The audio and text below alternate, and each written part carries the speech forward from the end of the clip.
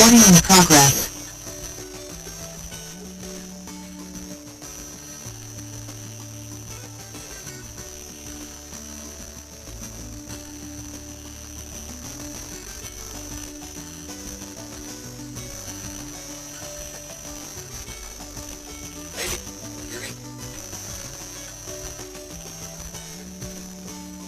Yeah, for some reason it's really quiet right now. Let me exit and come back in.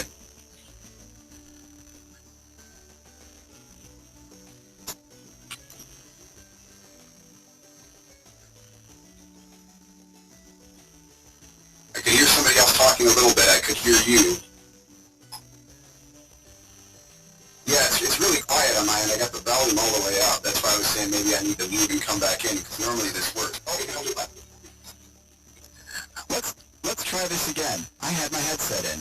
Now it works. Alright, perfect. Yeah, hear you just great.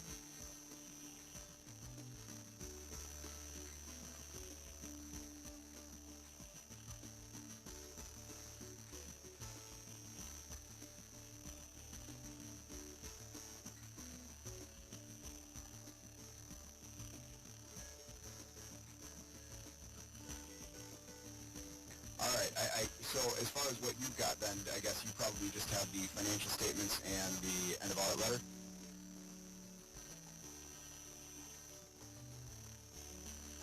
Because I don't think we had slides.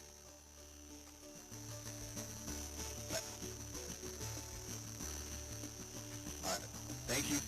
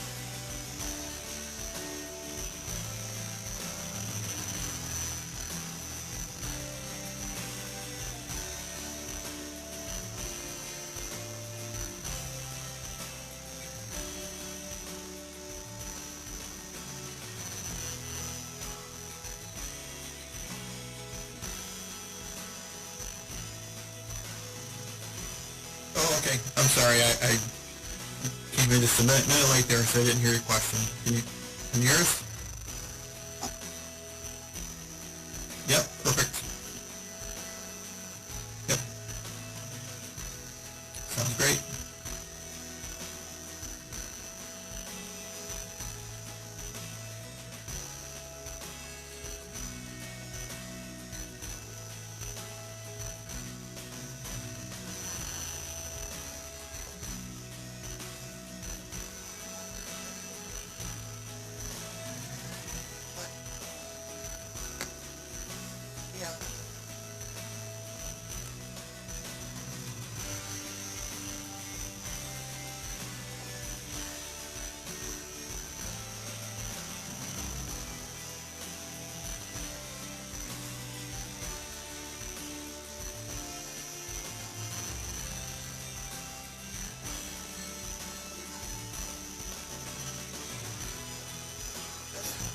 Make sure that Dawn is ready.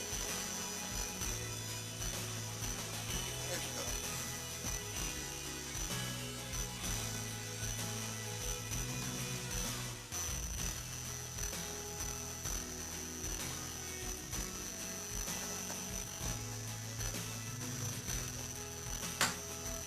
Good evening, everyone, and welcome. I would like to call the June 20th, 2023 City Council regular session to order.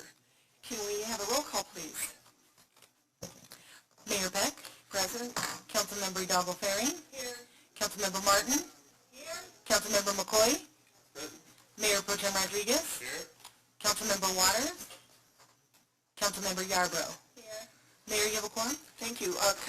Councilmember Waters is at another meeting, so he will be here a little later. Let's stand for the pledge.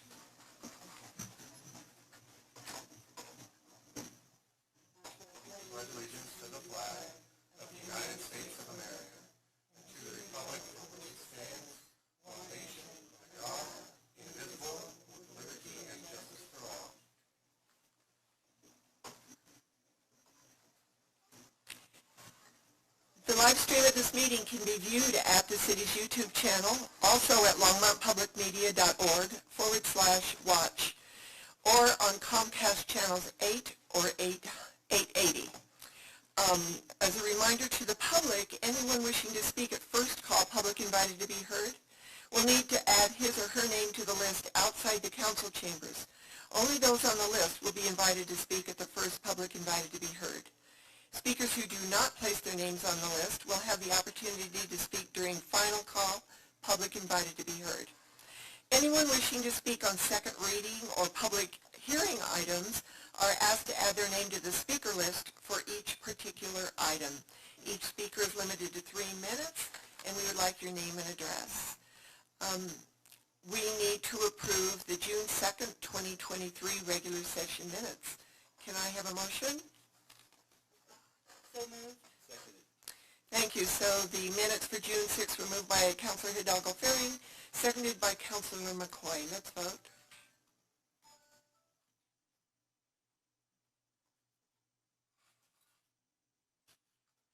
And that passes unanimously. Thank you. I just want to clarify with Councilmember Waters. Oh, I'm sorry. Yes, that passed 6-0 with Councilman Waters absent. Thank you, Don. Are there any agenda revisions, Don? Mayor, I just wanted to note a correction that item 10B is on the agenda, but the letter B seemed to fall off on the print agenda in case anybody was confused. Okay. 10B is ordinance 2023-25, amending Chapter 6.08 of the Municipal Code on Sales and Use Tax Licenses, and they should sign up under that item on the sign-up sheet. Great, thank you. We're now at agenda revisions and submission of documents and motions to direct staff or the city manager to add agenda items to future agendas. Is there anybody in the queue here or any of the councilors want to add agenda items? Mayor Pro Tem Rodriguez. Thank you, Mayor Beck. As council members that were in attendance last week, we had a pre-session where we were discussing the unhoused population in the city of Longmont.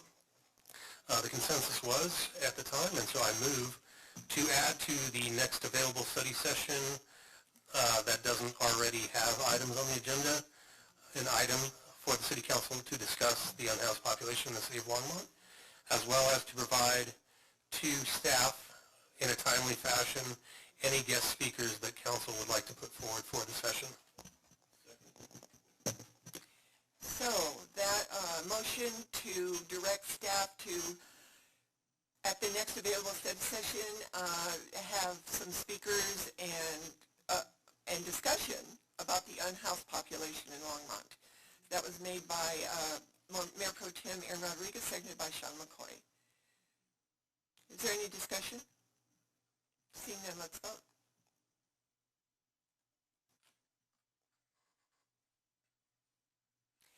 And that carries carries unanimously with 6 of us. Councilor Waters is absent. I'll get that straight at some point.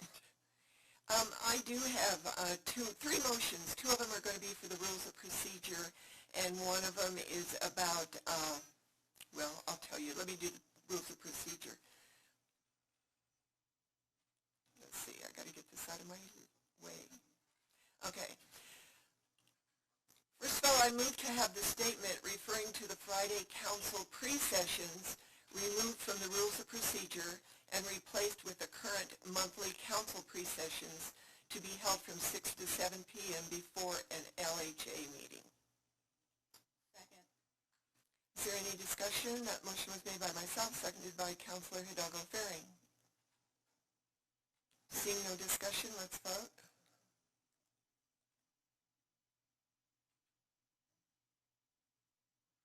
That passes 6-0 with Councilor Waters being absent. My second motion is I move to change the public invited to be, this keeps popping up. I move to change the public invited to be heard at city council meetings. The first call, public invited to be heard, will be for Longmont citizens with a Longmont address and city employees. The final call, public invited to be heard, will be open to anyone else in the chamber. That motion, I made the motion, seconded by Councilor McCoy. Is there any discussion? Seeing none, let's vote.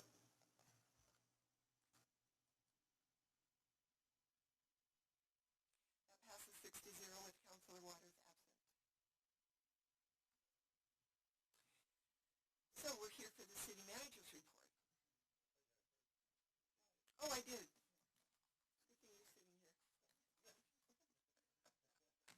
My third motion is to direct staff to bring back, to make official, the board pre-interview process that we passed in March 22nd on first reading. It never came back to us on second reading, so we need to have that come back to us so we can make it final. So that motion has been made by myself, seconded by Mayor Pro Tem Rodriguez. Is there any discussion? Seeing none, let's vote. That carries 6-0 with Councilor Waters absent.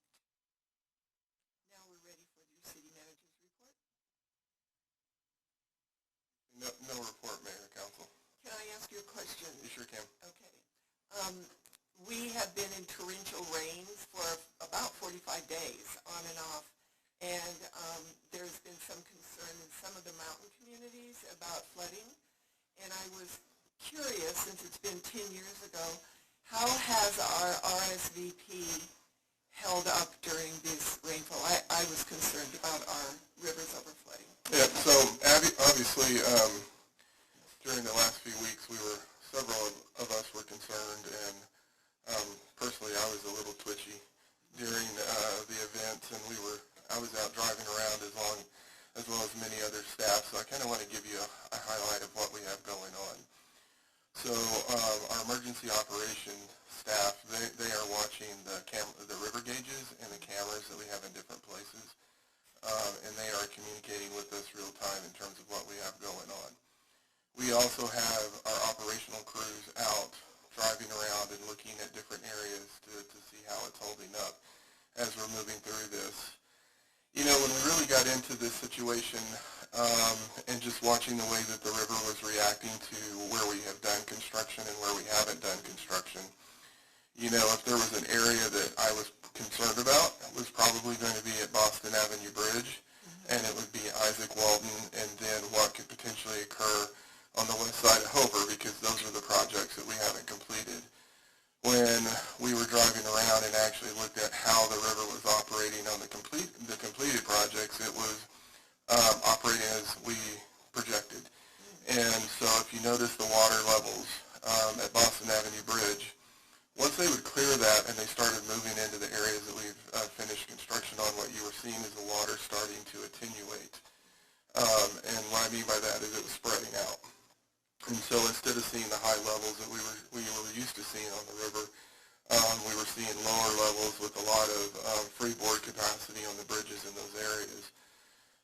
The reason I was concerned about Boston Avenue Bridge is we know that that was an area that collected a lot of debris, started backing up, which then, when you have high flows on the river, that's actually what pushed through Isaac Walton. It created the flooding on the north side of Boston, and then in terms of what we were seeing at the fairgrounds pond is when it split and went through the channel, and then it crossed over, and then it started moving down Boston. And so those are all projects that we have planned, but in terms of what we were seeing during this event, fortunately, we weren't pressing those limits. So the good news is that the project's working as anticipated.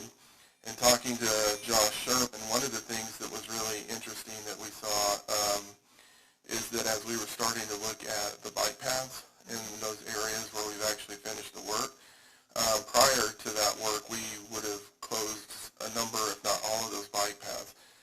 What we were finding is even during this rain event, some of those bike paths were still dry. So, that's the added benefit in terms of what we're seeing, but we still have some work to do. I will take this opportunity to provide you an update on where we are with some of the projects. So as I've stated, we're completed up to Boston Avenue Bridge. The construction contract has been awarded and work is planned to start this summer. We are working with the construction company and engineers to look at some different options in terms of how we approach it to hopefully shorten the construction time frame and save some of the costs, but we're still working through those issues. That project's going to take about 18 to 24 months. On Isaac Walton Reach 2, the U.S. Army Corps, they're wrapping up their final design on that project. They're projecting bid advertisement later this month, bid opening late July, and hopefully awarding sometime in August. And that project's going to take about 18 months. And if council will remember, that's where we're using some of our funds to match the $10 million that the Army Corps is bringing to this project. And then, as you know, we then move into the next phase where we talked about the split flow channel and the work that we had to do that we took to the voters during the last election. So continuing to work on flood recovery, but, I can definitely say the work that we've done has made a difference, and you can really see that impact. Great. Hope that answered your question. It did. That's good news. Very good news. Thank you. I'm sorry. Councilor Martin. Thank you, Mayor Peck. I had received a couple of inquiries because they are saying that the camera at Hover is not working. Do you know anything about that? Is it scheduled for being, this is the flood cam at Hover? Yeah, I did send that to Dion when we were looking at it. I'm not sure what the status is, but we can find out. Thank you.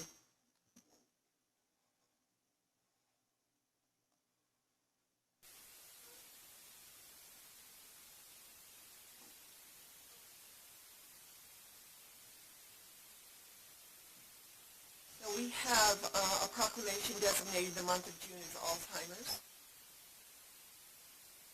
However, I did not get that proclamation. So let's go on to the presentation of the City of Longmont Annual Comprehensive Financial Report, and when the proclamation is brought to me, we'll read it then. Mayor, staff's running upstairs to grab that. So you want me to wait for it? Up to you. No, Councilmember McCoy does have one more thing. Great, we'll use this time then, sorry, Jim, for Councilor McCoy to talk about CML for a second. Thank you, Mayor Peck. Well, I'm going to be attending the Colorado Municipal League annual summer conference, and it looks like there's a few things that need to be approved by. Yeah. Oh, I'm sorry. There's. I'll be attending the Colorado Municipal League conference, and there's a few things that we need to vote on, and I just want the rest of the council's approval that I represent them. I believe they, Don, did you send this on to? The print packet was emailed out to council about 10 days ago or so. I forwarded it on from CML, but they also sent a print packet. So I guess what we need then is just a consensus that we would like Councilor McCoy to be the person to vote. We can only have one person from the council voting on this. So do we have a consensus from the rest of the councilors that he can be our representative? And if you see something from the email from Don, the city clerk, that strikes you as you'd like to send me a message, let me know so that I know where you stand on it. Okay. Well, it does look like we're having a little problem with that proclamation, so I will call on our CFO, Jim Golden, to give his presentation.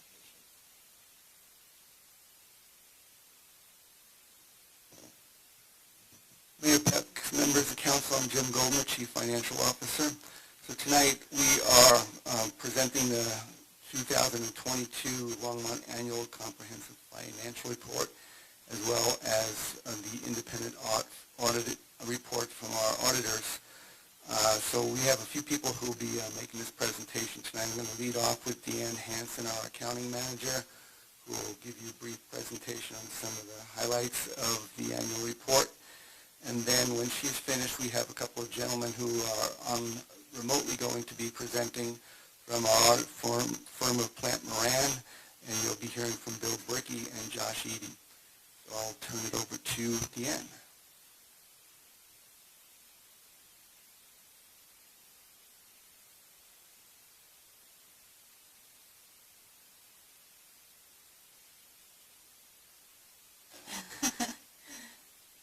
Hello, Mayor Peck and members of council. Thank you for having me tonight. I'm Deanne Hansen, the accounting manager for the city.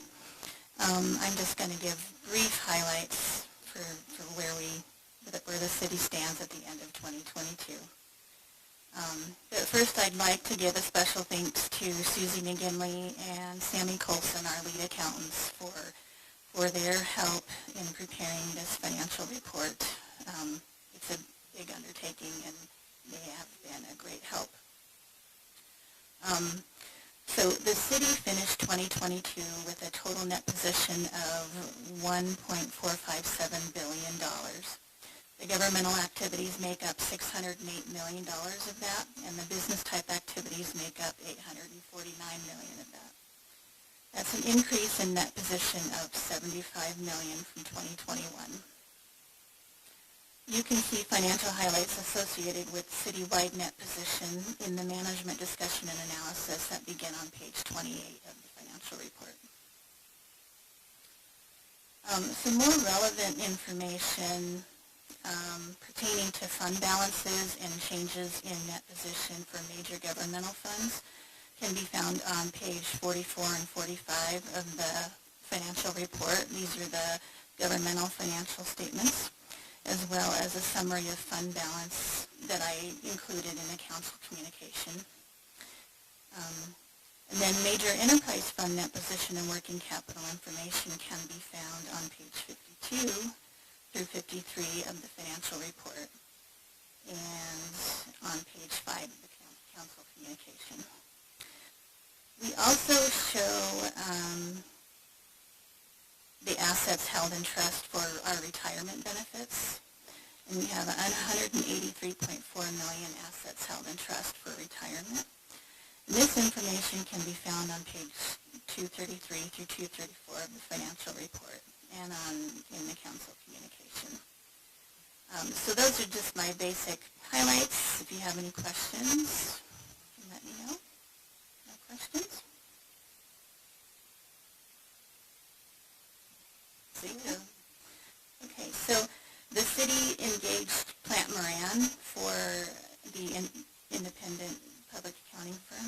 the audit, and Josh Eady and Bill Brickey will present any comments and respond to any questions from council, and they are joining us remotely.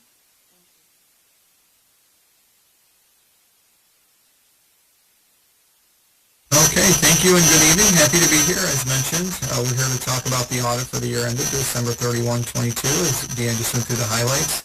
As far as the deliverables go, just a reminder, so related to the audit, so there's the financial statements themselves. Also included in that packet is what we refer to as the single audit. That's the audit of the city's compliance with federal grants. And then in addition to that document, there's also our end of audit letter, which is issued separately from the financial statement packet. So we have covered all of these documents in detail with management, and our goal tonight really is just to give you a few highlights related to the audit itself. We all good? Okay. So before I get started, I just want to take a brief moment and really just thank your entire team. So Jim, Dan, Susie, Sammy, everyone does a great job. It does take us several months to complete the audit, and your team just does a great job preparing for the audit and also helping us complete it in an efficient manner. So we absolutely appreciate all the assistance that they provide. So what I thought I'd do is I'd cover a few specific items that are included in the annual comprehensive financial report, and then I'll turn it over to Josh, and he'll cover the separate letter. So our primary deliverable to you as your auditor is our opinion on your financial statements, and that's included on page 25 through 27 in that document. And the city did receive an unmodified audit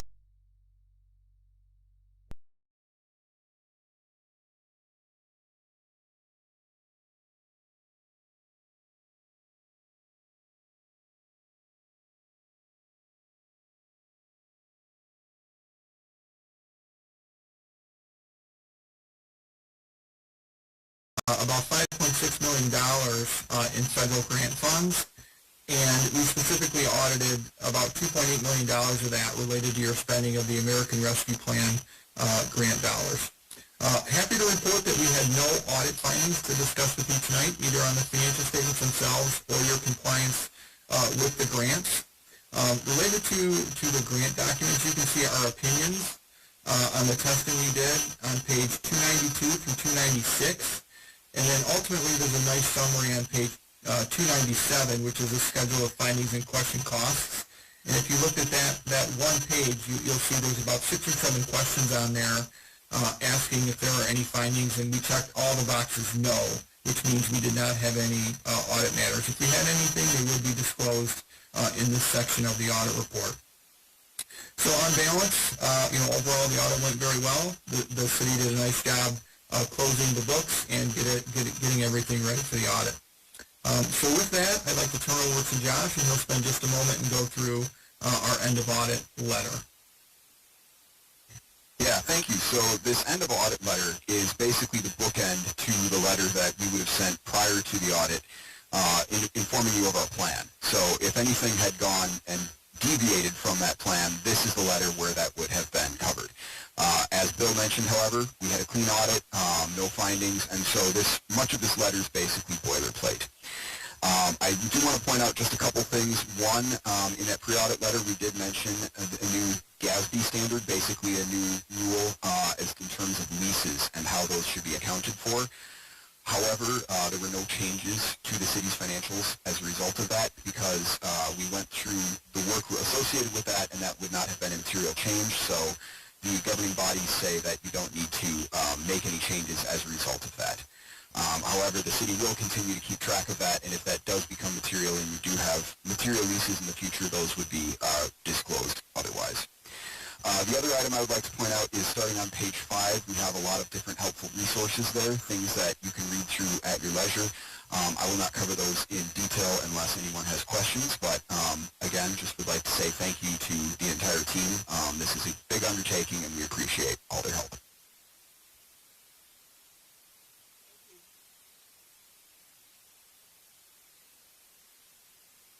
So just to close, I just wanted to acknowledge Jan's leadership in getting this report put together. It's a 300-page report. It takes longer and longer each year. We do need to meet deadlines for getting it in, and so you see us here in late June almost every year trying to meet that deadline of July 1st. We also do submit the annual report to the GFOA for review to have it considered and reviewed for the annual certificate of achievement from the GFOA for financial reporting. And year after year, we have continued to receive that, and we'll submit this one again for the same purpose. So we appreciate your leadership in this endeavor, and we would be willing to answer any other questions you might have. Are there any questions from the council? I think that you and your team deserve a huge, huge thank you. What an incredible accomplishment with this report. So thank you for all you do and for keeping us healthy financially. Well, you're welcome. Thanks very much. So I do have the proclamation now. This is a proclamation designating June 2023 as Alzheimer's and Brain Awareness Month in Longmont, Colorado. Whereas Alzheimer's disease is the 7th leading cause of death, affecting more than 76,000 Coloradoans, among 6.7 million Americans, and more than 50 million people around the world. And whereas Alzheimer's disease is a progressive neurodegenerative brain disorder that tragically robs individuals of their memories and leads to progressive mental and physical impairments for which there is currently no prevention or cure. And whereas the disease preys heavily on specific segments of our community, with Black Americans twice as likely as whites to develop the disease, and Hispanics 50% more likely than whites, and women accounting for 2/3 of all people living with Alzheimer's. And whereas lack of awareness of Alzheimer's disease has resulted in only half of those affected being diagnosed, effectively denying countless people access to the Alzheimer's Association's free resources. And whereas the impact of Alzheimer's extends to loved ones of those with the disease, including 160,000 Colorado family members and friends who provided an estimated 186 million hours of unpaid care at a value of over $4.4 billion in 2022. And whereas the annual cost to our country in total payments for health care, long-term care, and hospice for people with Alzheimer's disease is $345 billion. And whereas the City of Longmont recognizes the efforts of the Alzheimer's Association to raise funds and promote awareness to fight Alzheimer's disease and related disorders, thereby improving the quality of human life for those living with the disease and their care partners, and bringing us closer to finding a cure. Now therefore I, Joan Peck, Mayor, by virtue of the authority vested in me, and the City Council of the City of Longmont, do hereby proclaim June 2023 as Alzheimer's and Brains Awareness Month in Longmont. These are really staggering dollars that we spend. So, who is going to accept this proclamation? Here you go.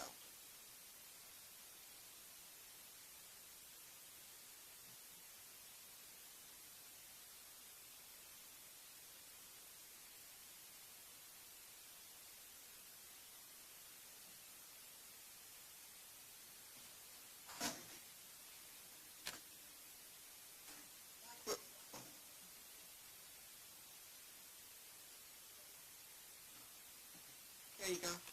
I'm Brandy Queen, Supportive Services Supervisor with Longmont Senior Services. Our colleagues from the Alzheimer's Association could not join us tonight, but myself and Lonnie Menas, our manager from Senior Services, are here. I just wanted to say how much we appreciate our partnership with the Alzheimer's Association and the free educational classes and caregiver support groups that they present at the Longmont Senior Center. Mayor Peck, council members. I just wanted to provide some statistics from our 2022 annual report, Senior Services Annual Report. That our Senior Services staff had 403 contacts with 256 individuals for caregiver assistance. And our caregiver assistance was the third highest basic need concern for all supportive services behind financial assistance and housing needs. And so we just see a large need for not only people living with dementia, but their family caregivers of all ages. Thank you. Would you like a picture with us? Great.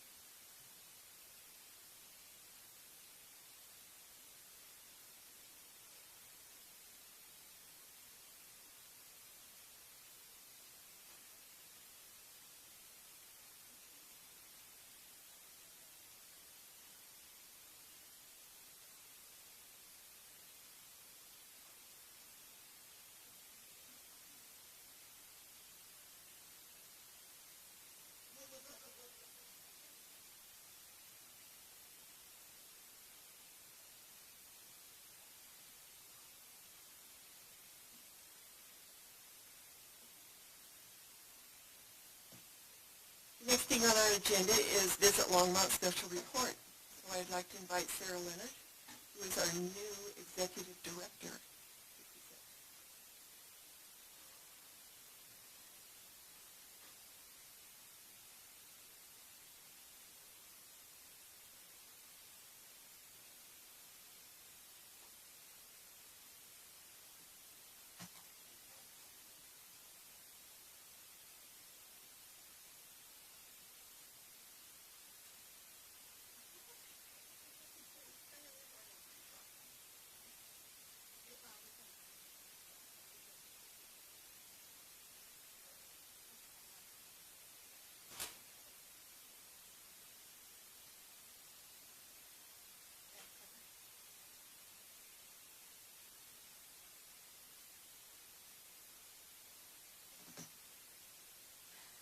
Hi, Mayor Peck, members of council.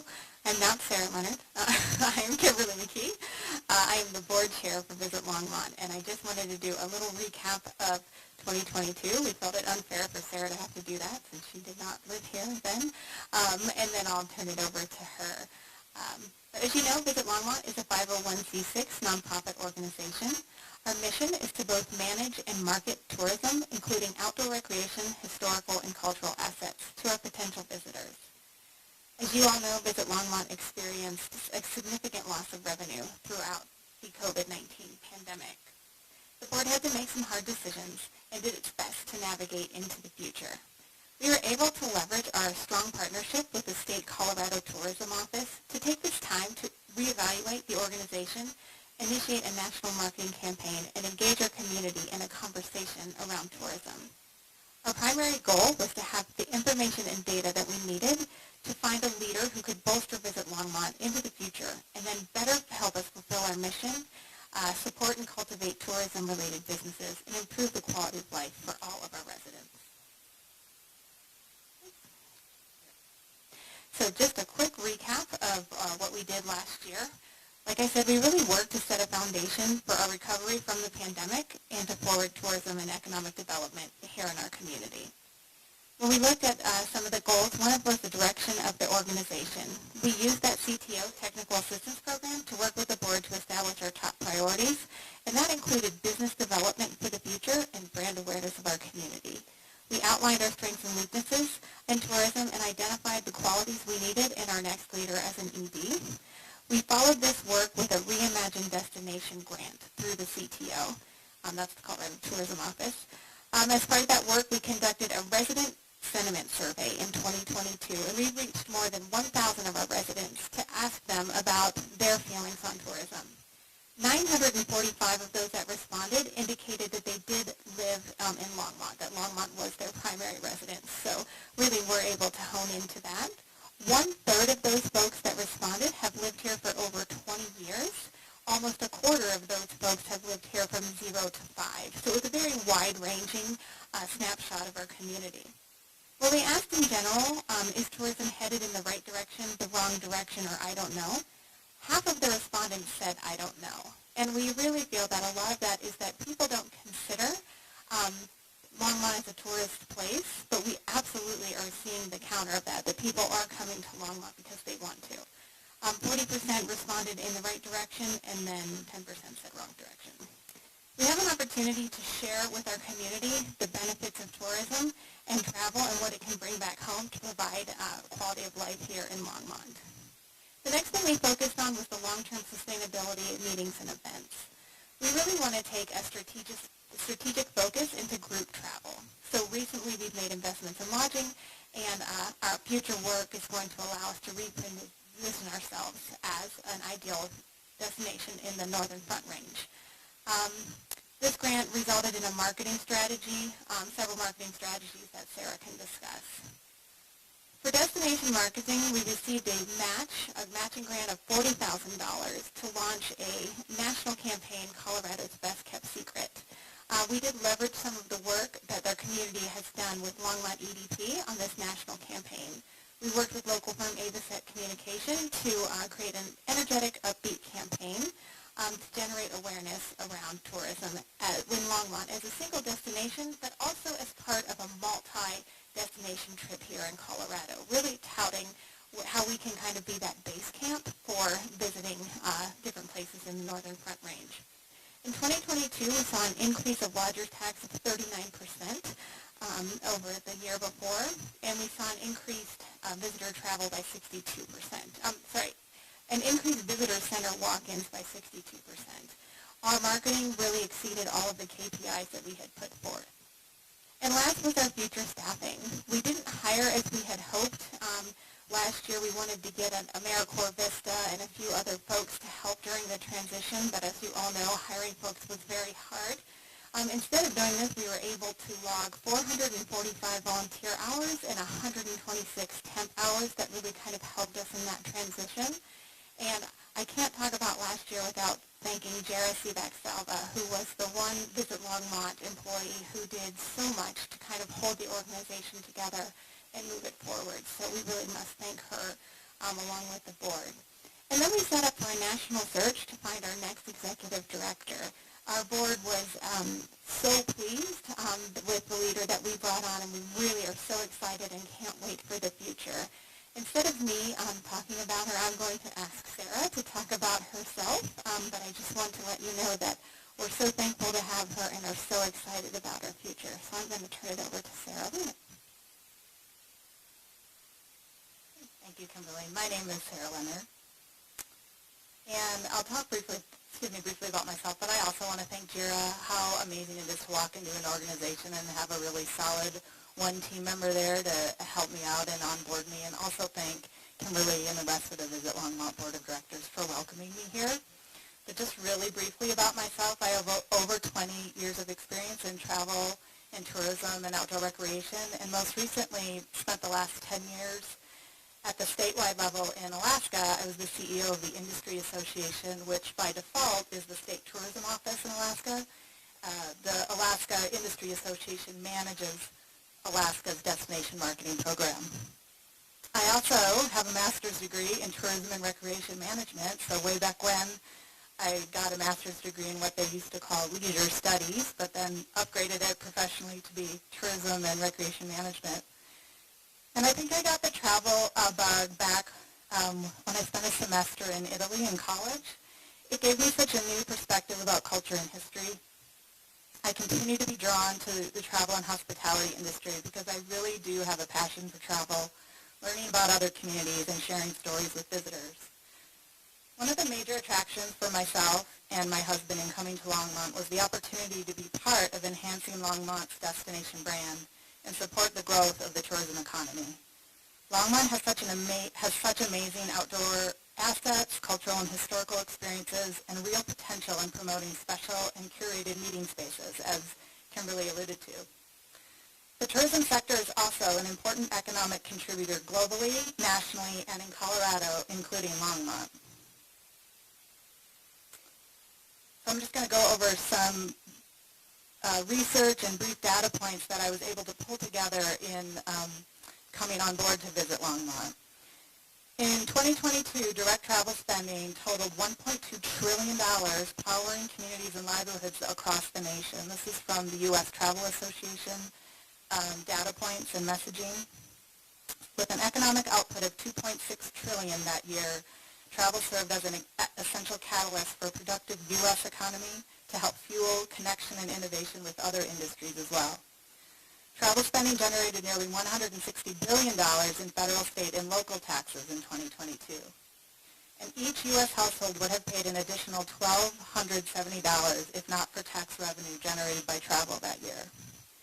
8 million are directly employed by tourism, and if you include the indirect tourism jobs, those tourism jobs that support the tourism industry, that's an overall 15 million American jobs are supporting the tourism economy.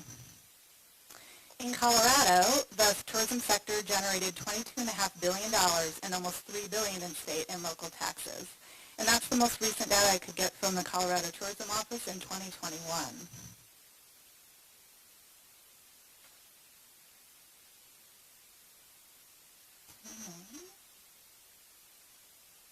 So our opportunity here in Longmont.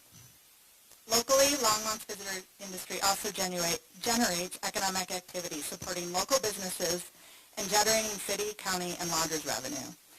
As Kimberly also mentioned, last year's lodgers tax revenue increased significantly from 2021, a sign that the tourism economy is recovering or recovered in Longmont.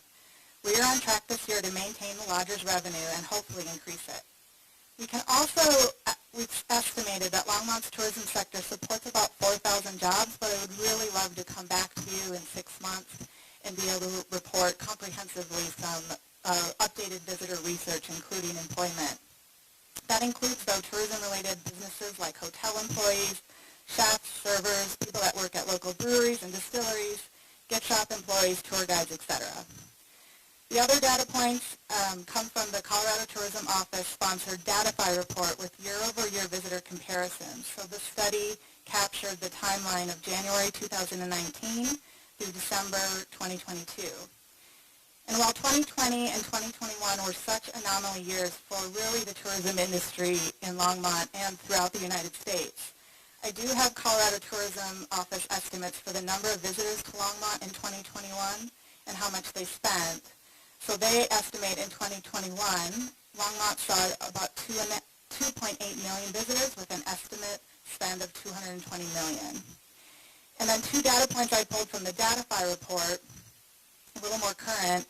Last year, the length of stay in Longmont increased to 3 days, which is up 11% from the year before, from 2021.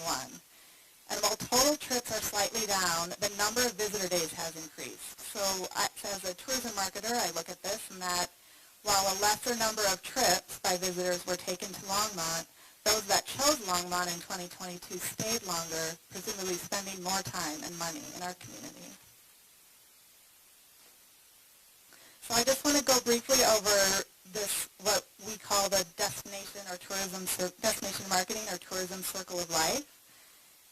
Today, Longmont is again in such a great position to share local stories with potential visitors, and with the right destination marketing messages at the right time of year, we can continue to manage visitation so that visitor spending continues to support businesses, grow jobs, and also help pay for services that benefit both visitors and residents. This helps generate new business growth, so new restaurants, entrepreneurs, or retail stores, or those businesses staying open on weekends or year-round, which benefits residents. And this overflows, hopefully, to filling those hotel room nights and growing the lodgers tax revenue. Visit Longmont, then, can implement enhanced and more targeted destination marketing efforts to increase those visitor days, visitor spending, and grow economic activity while continuing to provide quality experiences to travelers. So Kimberly also talked about, I could talk about some of the marketing strategies that came out of some of the research that Visit Longmont and the board really had the foresight to conduct over the years of the pandemic and set me up with a lot of great information walking into the organization. So what's happening now, or over the next 6 months, we will be launching a targeted digital and email marketing campaign this fall to coincide with the fall sports and college events, and also fill some of the gaps that I'm seeing when I look at visitation in Longmont over the course of a calendar year. During the fall and winter seasons are when there's lower room nights or visitors to Longmont. So over the next 6 months, we'll reach out to users who have previously visited Colorado.com, the state's main traveler website, and we'll expand our reach by targeting audiences or users who have similar characteristics to the Colorado audience. Retargeting is essential to ensure we are as efficient with our budget and dollars as possible. And then Kimberly also mentioned that one point that came out of the resident sentiment study where 50% of respondents said they don't know the direction of the tourism is going in Longmont. I really looked at that as an opportunity to give positive message to residents about Visit Longmont and visitation to Longmont. So this summer, we'll be launching a community awareness campaign and a Visit Longmont mascot contest. With the awareness campaign, we hope to capture video vignettes of shorter self-made videos of local tourism businesses and stakeholders sharing their own stories about the value of tourism. The campaign and contest will be inclusive as many community members that want to participate, so students will reach out to the Longmont Public Library, the Longmont Museum and Cultural Center, the City of Longmont Summer Camps, and YMCA, as well as other youth activities. We'll reach out to community partners and business owners through the Longmont Chamber, Downtown Longmont Businesses, the Latino Chamber of Commerce, Longmont Economic Development Partners, and we hope elected officials like you also want to participate, and through earned media. We'll be sharing information, like I said, with local news to help engage residents in sharing these messages, and we'll be translating the messaging and contest information into Spanish. We'll report on our success, hopefully I can come back to you, through the number of impressions, increases in our social media followers and engagement, the voting participation, and earned media coverage. And then my long-term goal, which is really just a year later in 2024, is to take Visit Longmont to the next level with new campaigns, messaging, enhanced brand and images. We want to overhaul our website, grow our team, hopefully, and continue to reconnect with our partners in the community. So I thought I'd end my slides with just a sampling of all the selfie pictures I've taken over my visits to Longmont over the past, 3 months. I started officially on March 1st and have been traveling back and forth from Alaska. And although I do live here now, I officially moved. I drove down the Elcan on June 1st. I still kind of consider myself a visitor as I am so new still. I think I can still say that, and learning about the community. But already Longmont is such a vibrant, colorful, and friendly place. And I want to thank you, again, the Visit Longmont Board and the community for welcoming me here. I have met a couple of you, and I hope to connect with the rest of you in the future. Would love to talk to you about our plans and Visit Longmont. And again, I want to thank the Visit Longmont Board. I know that Kimberly and I are here to take any questions, if you have any. Thank you. Are there any questions from councilors or comments? Seeing none, I want to say welcome, Sarah. We're very excited to have you here. And thank you for this presentation and update. Thank you. Before we go to public invited to be heard, I've asked if we could take a break because we're having some audio problems. So let's take a 5-minute break.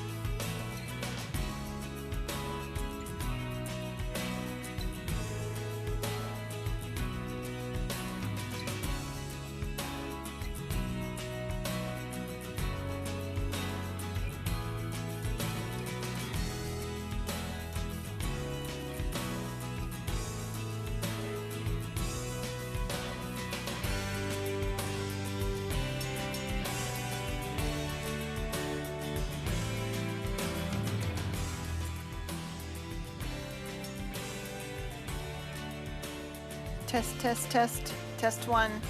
Test one. Looks like it's better. Is it really better? Okay.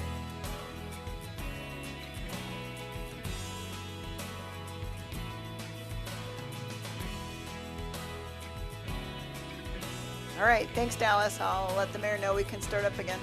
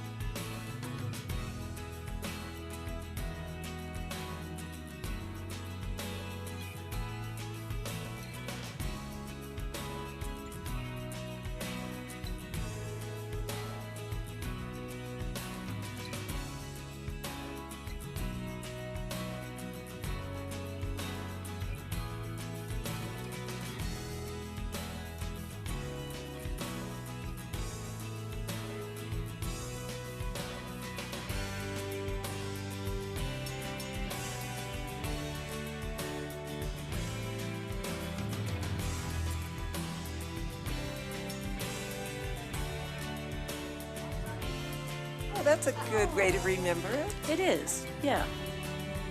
Okay, hi. My name's Ruth Walkaw, and I live at 2526 Danbury Drive in Longmont. What else did you want to know? Is that enough? Oh, what am I doing here? I'm here to talk about the senior center. So I've been retired for 10 years. Prior to that, I spent 20 years working with older adults, 12 with the Mental Health Center of Boulder and Broomfield counties, and 8 years at the senior center in the position of counseling and educator. And I'm here to talk about the senior services, senior center tonight. Our senior center has been commonly, nationally recognized for the quality of its programming and the depth of its programming over many years. Certainly when I was working here, of course I had something to do with that, you know. But it has continued and always been a great place to be. You know, we have something like 100,000 residents in Longmont, and over 23,000 of them are over 55 years old. The senior center has something like 7,000 visitors per month. That's not independent people, but it's a lot of people coming, even if they come back more than once. We're almost back to pre-pandemic numbers, which were 10,000 people a month. So here, for an example, in 2001, the senior center offered 81 programs put together by 2 rec programmers that are part of the senior center staff. Then in the spring of 2023, just this spring, we've had over 187 programs put together by those same, not the same people, but 2 programmers. That's kind of not sustainable as a way to enable the senior center to grow with the number of residents that grow and start to come to the senior center. They get a lot of help from volunteers, and one of those programmers is the volunteer coordinator, essential to making it possible for volunteers to run programs. Last week, both of our programmers resigned. Both of our programmers resigned. They were drowning. They were working so hard, exhausted, trying to keep up the same quality and number of programs to meet the needs of our seniors. They hit the limit, and they resigned quite independently of one another. How did that happen? I mean, they were trying very hard to match the expectations of our customers and just reached a limit. Senior Services had expected that, is that 3 minutes? It is. Well, that's just not fair. I just want to say, rather than building buildings, maybe we need to make sure that our staff are funded in our programs like the Senior Center. Thank you. Thank you very much. Georgetta Johnston. Good job. That was a good job. Good evening, Joan and council. Lovely people. Thank you for listening to me. And that was really good because I go to the senior center and have them help me with my computer and other things too. So I want to talk again about different ones have encouraged me about our indoor ice skating and roller skating. Hopefully you're still working on that because as young people around here, we don't want them out on the streets doing negative things. So Georgetta? Lord bless you. Yes. Tell us where you live. Sorry. 320 Homestead Parkway, Longmont, Colorado. Sorry, 80501. And another thing is our streets and roads still have holes in them. So I'm hoping you're doing a better job here so we won't be driving rattle traps after a while here. I'm sure you all agree. And then we need a buffet restaurants. We need choices. Seriously, this is a nice city. We want a good city. If we don't get some of these things in, they want to go out of town and pay their money. And we need better clothing stores. I was just talking to the one young lady You know, we'd better, what do you want to do? Send our money and stuff out to other towns, go far away and not bring it in here in this town? So, Lord bless you, precious people, that you work on all these good things, because they're things that we do need. Not so much always so many breweries, which you know what I say about it in a nice way, but things that encourage people, help people, and make it a good city. Lord bless you. Keep doing a wonderful job. Thank you, Georgetta. Steve Altschuler. Try this without my glasses again. Oh, no. Good evening. I'm Steve Altschuler. I want to say that words matter and definitions should not be changed. I am not a citizen of Longmont or Colorado. I am a citizen of the United States of America, the greatest country ever designed by God and man. I am a legal resident of Longmont, Colorado. Just to finish up from a couple weeks ago, I think the police are awesome. My problem relating to crime is the judges and DAs and prosecuting attorneys that release criminals with 0 time served. Other city councils have circumvented the revolving door of criminality, and I think Longmont should too. We need to protect citizens and businesses for Longmont to be able to prosper. Changing notes, it's time for me to be the adult in the room. In honor of Pride Month, I have worn the flag that I am proud of. Personally, I don't give a hoot if someone is gay or lesbian. 2 of my best friends when I played tennis in college were lesbians. Speaking of tennis, in the 1970s, the #1 female tennis player was Chris Evert. While winning 56 straight matches, Chris was asked if there was anyone that could beat her. She replied that she loses all the time to her brother. She loses every time she plays her brother, and he was not even in the top 400 of men's tennis. By the way, follow the science. Every single size and strength Guinness World Record belongs to a man. Every single strength and speed Olympic record belongs to a man. This is why there are separate races. For thousands of years, babies were born, and the doctor or midwife said, "Congratulations, it's a boy," or "Congratulations, it's a girl." They never said, "Now you may choose." When I was a kid, I marveled at the beauty of horses and dolphins and eagles. If I had asked to be thrown off the building so that I could fly, or asked to have my legs sewn together and thrown in the ocean, I would have been committed to an asylum. Wishing you are something else doesn't make it so. I'm still waiting for my LeBron James paycheck from the Lakers. Amputating your male parts does not make you a female. Conversely, having your breast removed does not make you a male. The recent Glamour magazine cover proves it just makes you a female with no breasts. What adults do in their home is their own business, but keep your hands off our kids. Still following the science, the frontal lobe in humans is not fully developed until about 25 years of age. The frontal lobe provides judgment and understanding of complex situations. This is why it is illegal for kids to drink under 21, illegal for kids to vote or own guns, have sex, get tattoos, or smoke until they're 18, and illegal to drive until they're 16 Thank you, or more. Steve. Thank you. Kathy Partridge.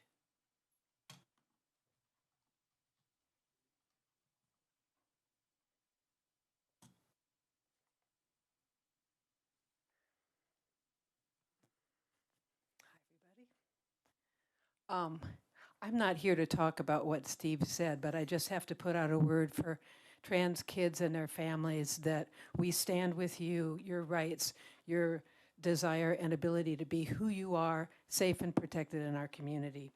My name is Kathy Partridge. I live at 2719 Denver Avenue, and I was present on behalf of the County Self-Sufficiency Wage Coalition on June 16th. And I thank this council for your leadership in participating in the Boulder County Consortium of Cities process towards a regional increase of the minimum wage. The coalition includes the Boulder Area Labor Council and 30 other organizations, labor, nonprofit, faith, and policy experts. I want to share about my organization and why we're involved. I'm a member of a faith community here in Longmont. We are part of Together Colorado, a nonpartisan, multiracial, multi-faith community organization working to place human dignity at the center of life, of public life. Faith drives us to organize for a better world for our children and our children's children, where everyone can thrive without exception. And I'm personally engaged with this issue, and I'm touched to be sharing my story during Alzheimer's Awareness Month, because I experienced how the high turnover of minimum wage workers caused pain to my mother in senior residences here in Longmont. With her dementia, it was debilitating to have to relate to a constant flow of unknown helpers.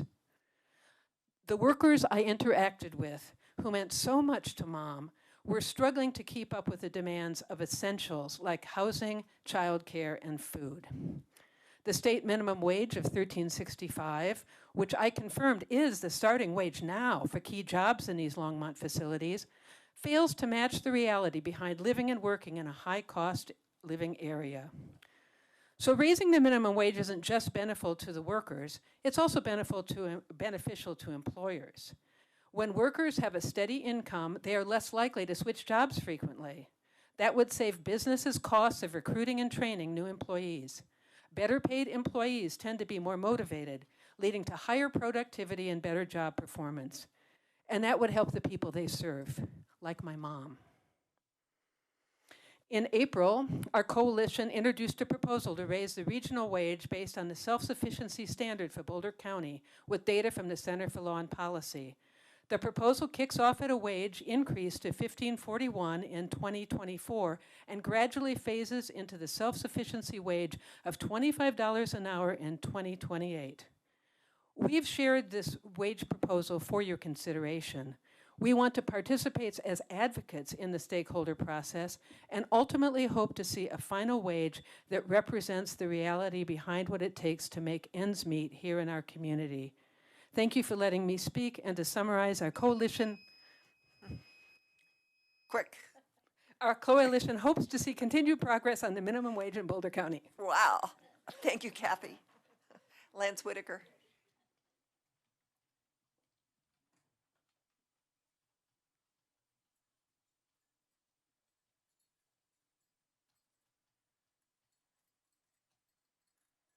Hi, Mayor and Council. My name is Lance Whitaker. I live at 1750 Collier Street, as you all know. Today is National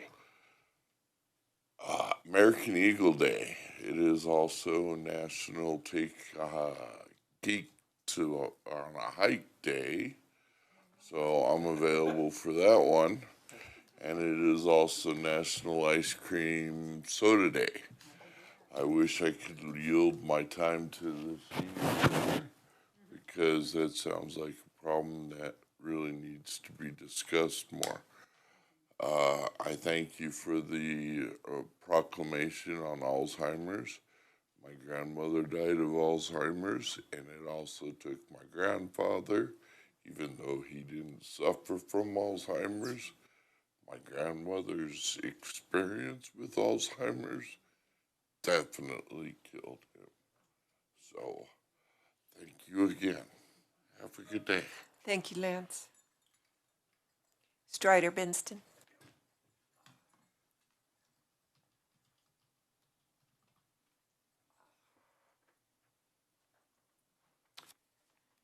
How do Strider Benston, 951 17th Avenue.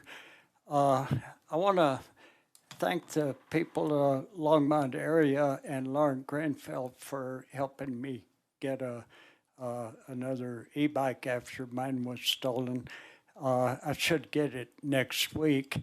And I want to thank Councilmember Yarbrough for pulling together the Juneteenth celebration last Saturday. And with all the rain on Friday, it was kind of difficult because everything was on the concrete.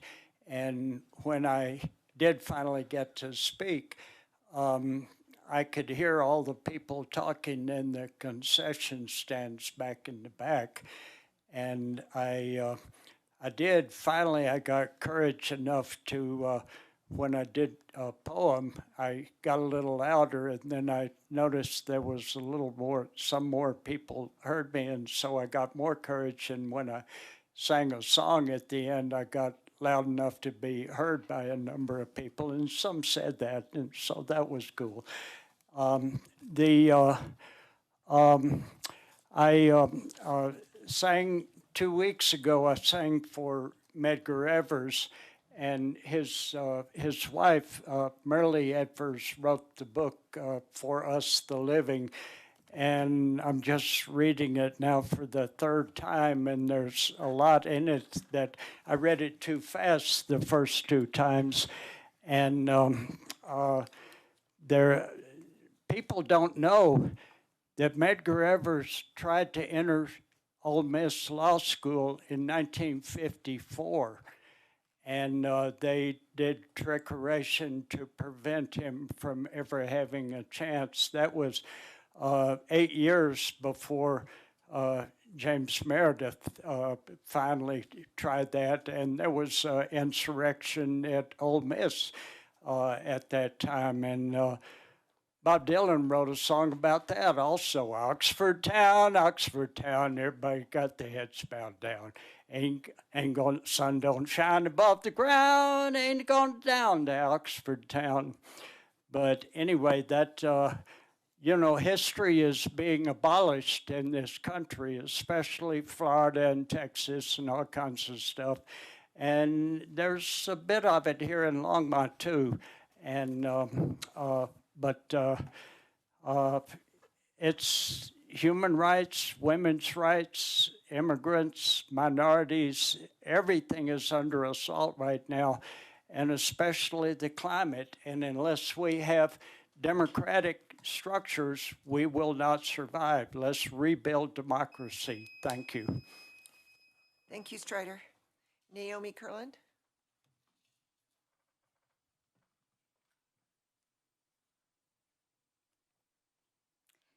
Good evening. I'm Naomi Kurland, and I live at 2073 Goldfinch Court in Longmont. I'm a board member of a Sustainable Resilient Longmont and chair our Zero Waste Committee, and we're looking forward to the introduction of the Universal Recycling Ordinance as a first reading tonight. In addition to supporting policy work to improve our city's waste diversion from landfills, our Zero Waste team promotes composting signups, organizes community cleanups of parks and greenways, and educates about waste diversion while overseeing the waste stations at city festivals, including this month's Downtown Concert Series, last Saturday's Juneteenth celebration, and the upcoming Rhythm at Roosevelt. We are passionate about diverting recyclables and organics from the landfills and educating our community about how to compost and recycle. We are grateful to live in a community that cares about composting and waste diversion, and to have a city council that is addressing our zero waste goals through policy. While the organics timeline of this ordinance is farther out than the universal recycling, we are eager for this ordinance to spur action addressing the necessity of a regional composting facility that will truly serve the entire Front Range community. Sustainable Resilient Longmont is advocating for a mission-driven, publicly owned organic waste facility where the guiding principle is maximizing our waste diversion.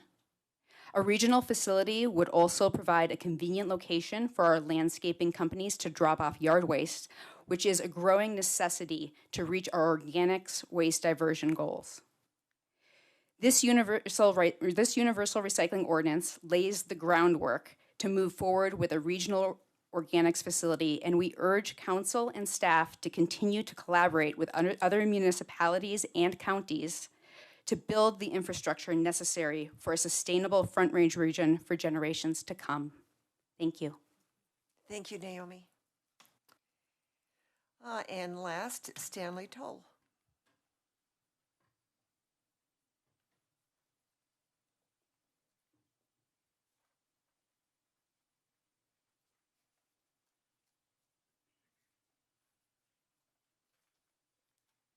Hello, my name's Stan Toll.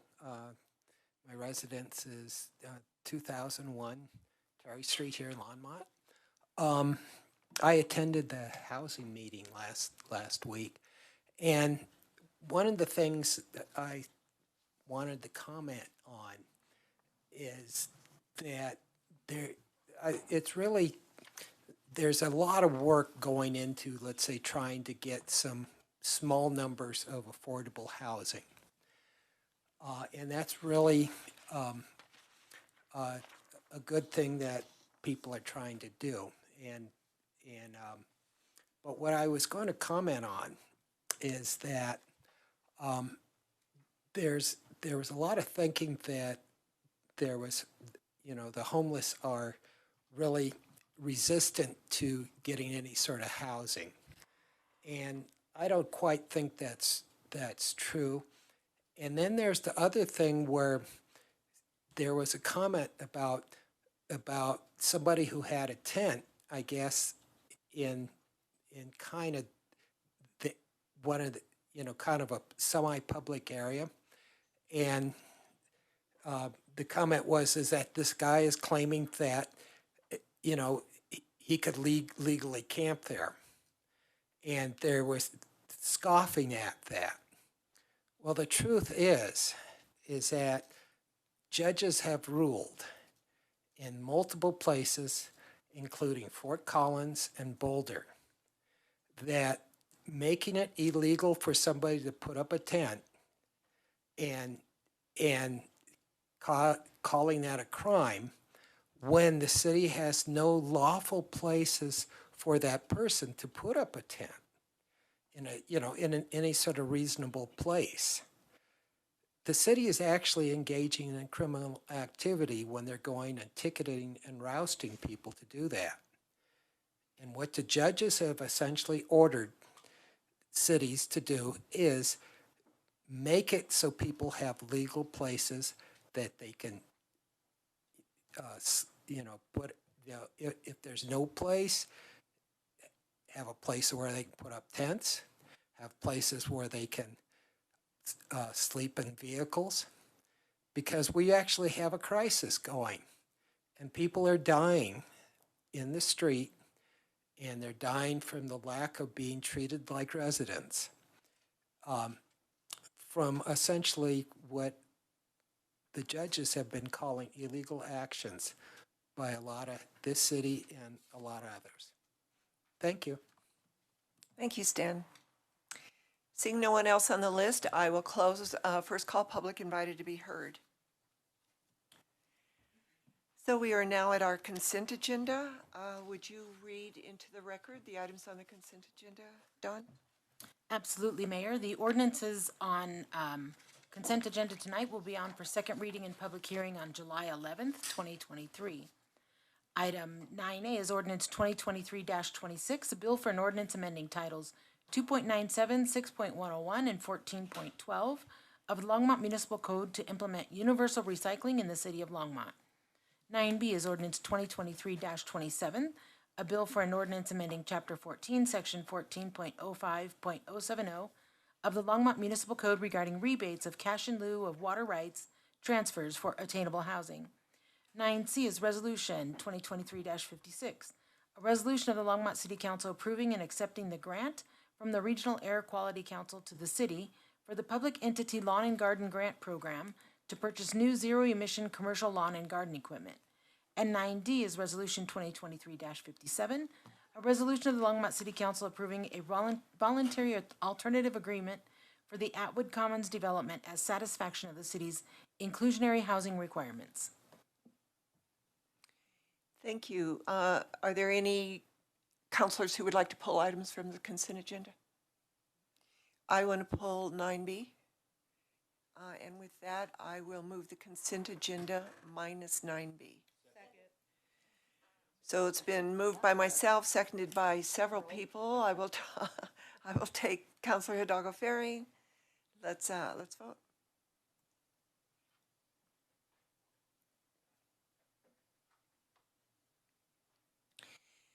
And that carries 6-0 with Councilor Waters absent.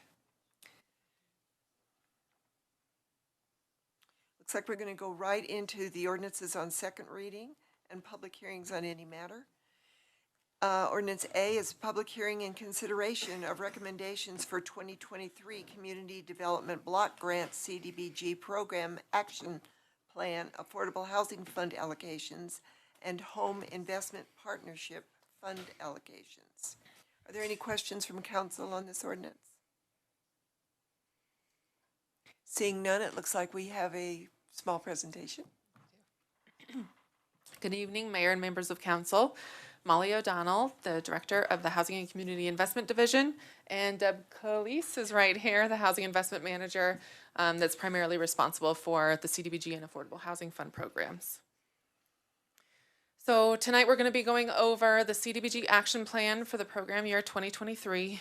We are guided by the consolidated plan goals that were set for the period of 2020 to 2024, and those were set as a region with our Boulder Broomfield Consortium. So our action plan process. Yes, we are approving the funding action plan tonight in June, but the program year actually started back in January. HUD's timelines for this funding are a little interesting. So tonight we'll be considering the funding allocations, and that is due to HUD by August 16th. And then they typically issue our funding by about August or September. And then we are required to meet timeliness requirements by October 31st, which is a very quick turnaround, and really does require very careful planning when we come up with these allocation plans to make sure we can meet that program requirement and continue work throughout the rest of the year and into next. And then we're supposed to end that program year by December 31st. Part of this process is a public hearing that's required. That's tonight. We did have a public comment period that started back on May 22nd, and we're accepting comments until the end of the day tomorrow. And if we receive anything substantive, we would report that back to council before submitting to HUD. The Affordable Housing Fund allocation plan just pairs well with CDBG, so we bring that every year together. But that is not necessarily part of the action plan that goes to HUD. So our funding level on the CDBG program for 2023 is the lowest award we have received since 1993. There are many possible reasons for this. Two we know and follow are congressional priorities, and then also the CDBG entitlement program is a set value of funding programmed each year, and as certain municipalities gain in population to qualify as an entitlement, it's just that money spent, or I should say that money is then spread over more municipalities. So it's not surprising to see a drop. However, we are definitely in a downward slope and have been since our peak in 2018. Our total funds available to program this program year is $517,292. That's with our 2020 allocation plus our estimated program income, which comes back in the form of loan repayments from prior rehab applicants, and then just carrying over our reallocated funds from last year. So we had a brand new process this year for our application funding cycle. We have moved into the 21st century and are implementing a new grant management software called Neighborly that is used very commonly by CDBG entitlements across the country.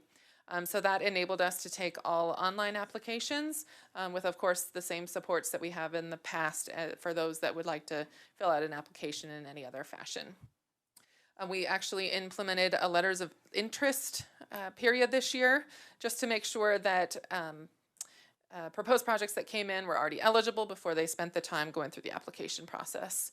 So that occurred up until April 10th, and then we opened the application in this year, we invited everyone back to apply through May 1st.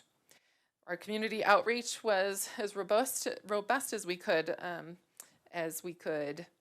make it this year, using our new staff resources and really trying to get creative for ways to get the messaging out. So we advertised a total of $3.77 million in available funding. We actually received $5.53 million in requests for 8 viable projects. So we were oversubscribed by 1.76. I'm going to circle back to that later. So the funding, or the applications were reviewed by staff, and then were considered by the Housing and Human Services Advisory Board back last month. And presentations from the applicants were made there. And they made the following funding recommendations. Starting with the CDBG program, the continued $50,000 grant to support the Boulder County Housing Counseling and Personal Finance Program. This, it provides one-on-one financial counseling to Longmont residents who have either applied for some of our programs, including down payment or rehab, and that just want to reach out and receive assistance generally. Counseling includes developing a spending plan, reducing debt, and improving credit. It includes foreclosure prevention and reverse mortgage counseling, and the project, or this program, leverages over $300,000 in funding. It really does help our residents that are struggling to remain housed, reduce their housing cost burden, prepare for home ownership, and generally get their personal finances in good shape. Moving on with CDBG funding recommendations, the in-between of Longmont, so a major provider of transitional housing for those exiting homelessness, are in need of some roof rehabs for the two properties located at 1901 and 1913 Terry Street. So this would be provided, is a grant for $65,000 and assists 20 households with incomes below 40% of the area median income. The second project is the Village on Main acquisition. This is formerly called Village Place. It's located at 600 Kaufman Street. LHA would be the Longmont Housing Authority would be the grant recipient. This grant would go towards the acquisition that is required to resyndicate the low-income housing tax credits and then support the later rehabilitation project to preserve those units for the next 15 to 20 years. This project brings in $22.8 million to the community, and it serves 72 residents that are seniors with incomes less than 50% AMI. Overall, our CDBG funding look, we are allowed to set aside 20% of the program funds for administration, to run the programs, provide staffing, etc. This is the maximum, and we are definitely proposing to use the full maximum for this purpose, and it does not cover the full cost of delivering these programs. They are more administratively burdensome to implement than is allowed with the set aside, so our Affordable Housing Fund comes in and supports the remainder. $422,371 in awards would serve 302 households. 92 of those would be served through affordable unit preservation and rehabilitation, and 210 households would be helped to maintain housing stability. This comes to just under $1,400 investment per household assisted and brings in $23.36 million into our community, and that is $55.30 to every dollar of CDBG funds that we spend. Moving on to the home funding recommendations. So the home investment partnership is another HUD funding source that comes to our community every 3 years. And this is because the Boulder Broomfield Home Consortium has worked out an arrangement where the funding is consolidated once every 3 years rather than splitting it up between all the communities every year, which would be a little bit of funding for a lot of administrative work to deliver it. This funding source is also quite heavy in responsibilities on the applicant side, and so we are pleased that we have 2 applicants recommended for funding that are experienced with the home program, and in one case already have home ARP, so it's similar to ARPA but going through HUD's home program awarded through another route. So the first project is Habitat for Humanity, proposing 2 duplexes for 4 households for sale homeownership for households less than 60% area median income. That would be located over at 137, 139 Sunset Street. So this was a partial funding award out of our home entitlement funds, and Habitat will go ahead and apply for the remainder of their need through the set-aside that goes through the consortium through the City of Boulder. The second project is the Wesley Homes proposed by the In-Between. If you're familiar with the Micah homes at the First Congregational Church, this is the model rebooted because that really was a successful project. And so this would be at the heart of Longmont Church. They are well into design and the entitlement process. The land has been donated by the church already, and they are working on filling all of their funding gaps, of which this home funding and just shy of $600,000 would help that construction. It would provide 11 new permanent supportive housing rental units up at 350 11th Avenue. And those serve less than 40% AMI households. Moving to the Affordable Housing Fund recommendations, well, a summary of our funding first. We have about a $6.3 million total budget from 2023 as revised today. Our revenue, just as a recap of where that all comes in, the general fund regularly provides $1.2 million and change, including the supplemental admin funding to help cover staff costs, plus the estimated $300,000 from the marijuana tax. And our projection for this year was $1.265 million in fee and lieu revenue. We are just about halfway through the year, and we have surpassed that already, not surpassed the 1.2, surpassed the halfway mark already on that goal. And then this year, a little bit unique, we're going to have $1.6 million in program income from a couple of large payoffs that have recently occurred. So we can reprogram that funding. So that's exactly how the Affordable Housing Fund is designed to work, to have the money come back in and get reinvested continually. So from this, we've set aside a cushion budget of $600,000 for program and administration. We've got $1.8 million in projects from the prior year that are carrying forward and will be completed here in the next year. And then we have $178,142 in estimated fee offsets, which we'll touch on here momentarily. From our application cycle, the recommendations made by the Housing and Human Service Advisory Board include a $33,000 loan to Thistle Community Partners for their Kimbark Apartments rehab. This is at 1250 Kimbark. This would be a short-term 0% loan to complete security cameras across their property. You can see a couple photos here of some of the things that they're trying to deter on the property and want to make that a safe and enjoyable place for the residents to live. And then coming back to our Village on Main, that's a combo funding source, CDBG and an affordable housing loan with 0 interest and a 43-year term. Continuing on, the Wesley Homes is recommended for a $341,000 and change low interest loan. This is to help them with pre-development costs to get them to that closing finish line and be able to start construction. And then Ascent at Hover Crossing, formerly Homes on Hover. This is a $1.8 million loan, low interest and a 40-year term, and it would bring in 75 new mixed income units. Atwood Commons Apartments, located at 3rd and Atwood, is recommended for a $1 million loan with similar terms as the project above, and that would bring in 72 new mixed income units. So if you've been doing math in your head, which you may or may not have been, we are already over that $3 million and change amount that we programmed. And this is really because Ascent and Atwood, they needed a commitment of funding to put in for their low-income housing tax credit application August 1st. They wouldn't actually need the funding until later in 2024, so we could program it and then plan over time to reserve those funds for when the date was needed.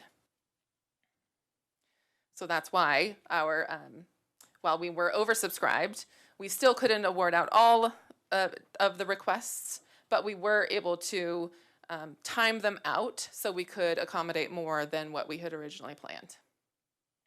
So there's our total competitive award of $3.36 million. That was raised from the $2.5 million that was put out for competitive originally. And that would serve for this fund 194 households. Now that's 74 new affordable rental homes created between Wesley Homes, Atwood, and Ascent, plus the 84 serving 70 to 80% AMI for Atwood and Ascent, because both of those are income averaging projects where the CHAFA allows you to get tax credits for properties that serve 30% to 80% AMI, which we've kind of briefed you on as the LHA board here recently on what the background of that. plus 4 new homeownership units created with the Habitat project. So Molly, I'm going to jump in on the income averaging piece. One of the things, and this is for the public, that I wanted to really talk through this. It is a new concept that was brought forward by the IRS. We've been waiting on the exact rules from the IRS in order to do this. But the intent of doing this, and when you see that 70 to 80% AMI, that is a workforce attainable housing when you look at it. But what it really allows you to do is you can actually create deeper incentives for the affordable units that you're putting in the property. So in typical LIHTC projects, you tend to go 60% AMI, and the bulk of them tend to be there, and then you will have some 40, 50, and maybe a handful of 30s. This really allows you to put more 30% AMI and 40% AMI units into the project, and what you're doing is you're balancing the financing off of those that are 70 to 80% AMI. So the intent of this financing model is to create more truly affordable units that you can in the traditional LIHTC model, which concentrated it really at that 50-60% range. And that brings in one point that I wanted to mention for the, I'm going to go back up to the Ascent project quickly. So you'll see there's a $1.8 million award recommended. It's actually $1 million of new affordable housing funds and $800,000 that is recycled in. And that is because when the Longmont Housing Development Corporation, which is associated with the Longmont Housing Authority, purchased the land in 2014, they used Affordable Housing Fund loan to do that. So when the LHA acquired it from the LHDC, they were required to pay back that loan. That $800,000 came back in, and since the original intent of that $800,000 was to serve affordable housing on that property, we propose to recycle that back in and leave it there. Probably worth pointing out on this. One that the Ascent at Hover Crossing is it's a different project than what you're normally used to seeing, because most of the affordable projects we have are 1 and 2 bedrooms. The Ascent at Hover Crossing is actually 1, 2, 3, and some 4 bedrooms, and that's really getting at a bigger an area of the community where we really see the need. The only housing that we have and that we're seeing in that affordable realm that has 2 to 3 unit, I don't think we have a 3 bedroom, but it's Aspen Meadow neighborhood, and the wait list is extremely long on that property. So that project is one that's actually getting at a different target market than what we're used to seeing in that workforce affordable family unit.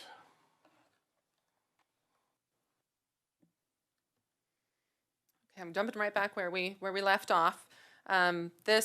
The funding recommendations here provide about $17,000 of investment per household assisted, or per door of new units, if you want to think of it that way as well. It brings in $90 million into the community, and that's a leverage of $26.77 to every dollar that the Affordable Housing Fund puts in. So finally, I want to open up to questions about the proposed CDBG home or Affordable Housing Fund programs, hold the public hearing for the CDBG funds, and take action on the action plan. Councilor Hidalgo-Fearing. Okay, thank you, Mayor. And thank you, Molly. That was a really thorough, comprehensive presentation.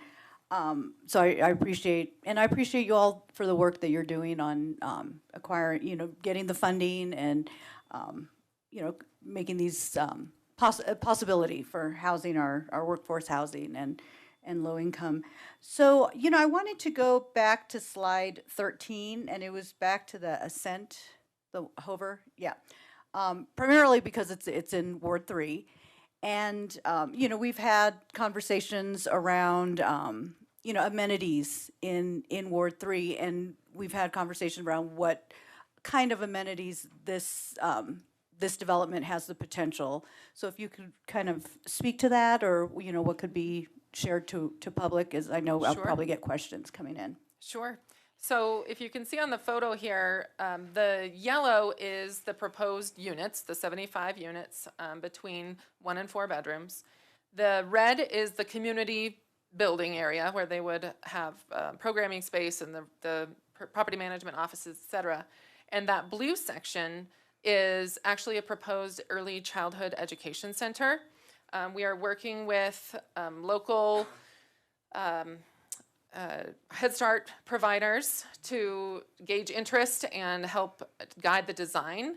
And then we're also working on seeking out funding for that early childhood education center. It really would be a benefit to the residents living there and the area surrounding.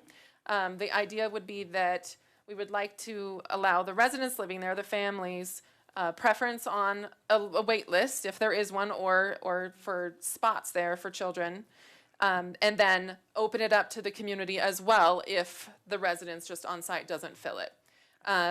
So we're trying to make this location a family-centric community, very connected to the outward neighborhood, and then bring in services that specifically serve families. The Early Childhood Education Center is one. We're also looking at programs and partnerships that we can bring into the community building, areas to do homework, and designated spaces for play, and really making it a place that families want to live and are supported right there on site. Sure. Okay, great. Thank you for that. The other thing too, the 75, it's mixed income units. So would residents or people who are interested in leasing space there, would they have to go through the full LHA process? How complex would that process be? Especially, I think, didn't you say that some of these units would be that 70 to 80% AMI? Yes, so all residents that are occupying the apartments there would have to be income qualified through the LHA's process, and we would do a waitlist process as well, as needed, which is typically anticipated. So even if it's a 70 or 80% AMI unit, you'd still have to be income qualified.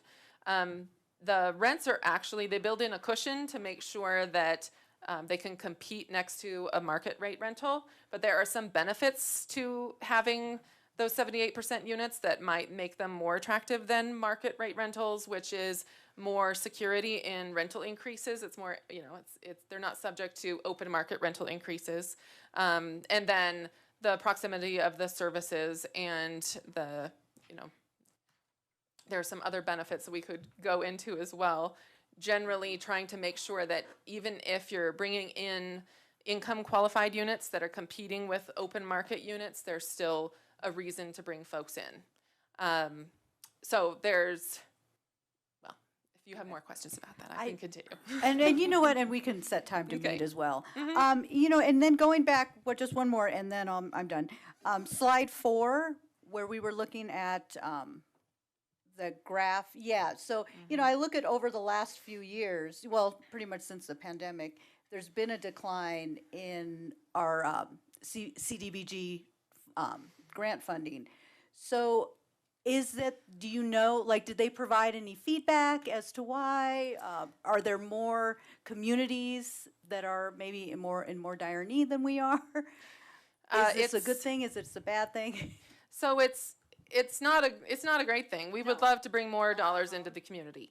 There might also be other reasons for this in this specific time period, because there is a lot of other funding that was put out through ARPA, HomeARP, CDBG CV. We don't know specifically, but between congressional priorities, which we always anticipate, more entitlement communities to spread the money over, we always anticipate. But with the pandemic specifically, there might have been, there's other programs out there as well. So when you put them all together, there's more investment in total, but it might have made the regular CDBG program a little bit less in these years. And then I think, and this kind of would be helpful to all of us, we all have conversations with our legislators. I sit on the Latino Advisory Council for Congressman Neguse, so we have those quarterly meetings. What would you like to see us as council people be advocating for, especially at the federal level, to our Congress? Well, our affordable housing need here is so great that we almost don't even have enough funding to go towards some of the other priorities that we have, but we can't get to. We include community investment and economic development as a part of our CDBG action plan, but it is quite rare to have enough funding to serve all of those goals. And also, I would say showing the real on-the-ground results of what this funding does, because it is significant in our community, and we have the data and the actual projects to put a face to the money would be helpful. Okay, great. Well, and I'll be meeting with them next month, so I plan on getting that out there. Thank you. Councilor Martin. Thank you, Mayor Peck. I actually was starting with the same question on the same slide as Councilmember Hidalgo Faring ended with. And so I first wanted to observe that regardless of the CDBG outcome, that this is really, I think, an exemplary sort of bouquet of reusing and improving existing resources, building new resources, public-private partnerships that are done in innovative ways, taking advantage of the new laws and capabilities for the funding that we have, which is, really like hopping on that opportunity. And so first of all, great job. The question is, when CDBG funding is being allocated, does our track record come into that?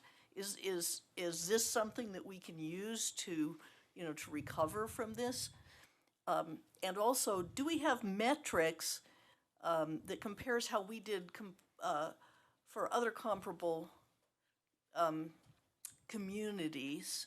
Because it could be that we're all being sad here when it really means that a lot of money went to emergency stuff during the pandemic and nobody got as much. So I'd just be interested in how we fit into that.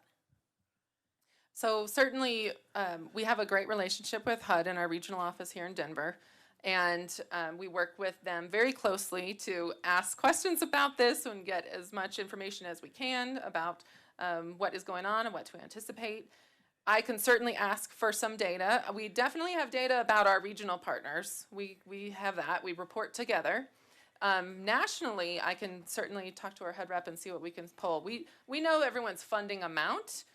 What would take some gathering would be to see how they spend it and how well they spend it, meaning do they meet their timeliness goals, et cetera.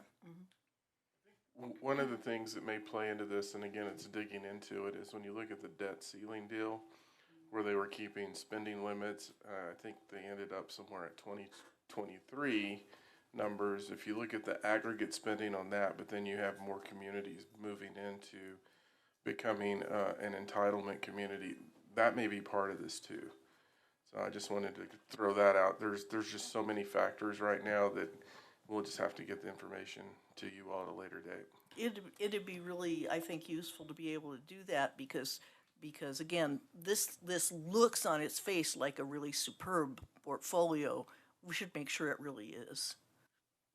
Thank you. Seeing no one else in the queue, thank you, Molly. That was very instructive, very helpful. Wonderful. Thank you so much. Sure. Can I have motion to move the recommendations for the 2023 community CDBG? I think we need a public hearing. Oh, I'm sorry. So I'm going to open public hearing on this ordinance for the public hearing, the consideration of recommendations for the 2023 Community CDBG Program Action Plan. Is there anybody in the public that would like to comment? Seeing none, I will close the public hearing on ordinance 10A. Are there any other questions from council after hearing this? Seeing none, can I have a motion?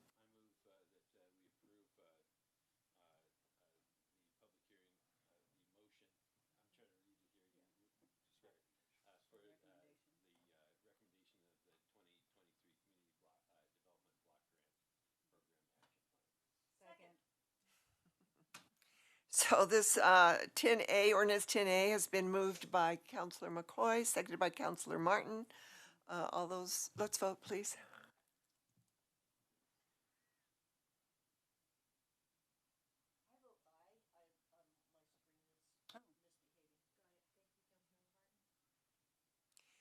So that passes 6-0 with Councilor Waters absent.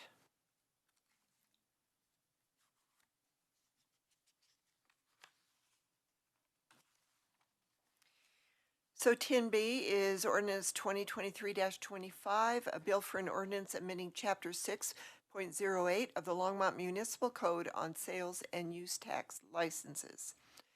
Are there any questions from council on this ordinance? Seeing none, I will open the public hearing on 2023-25. Is there anyone from the public that would like to comment? Seeing none, I will close the public hearing on 2023-25. Can I have a motion to pass this ordinance? So ordinance 2023-25 was moved by Councilor Martin, seconded by Councilor Hidalgo Faring. Let's vote.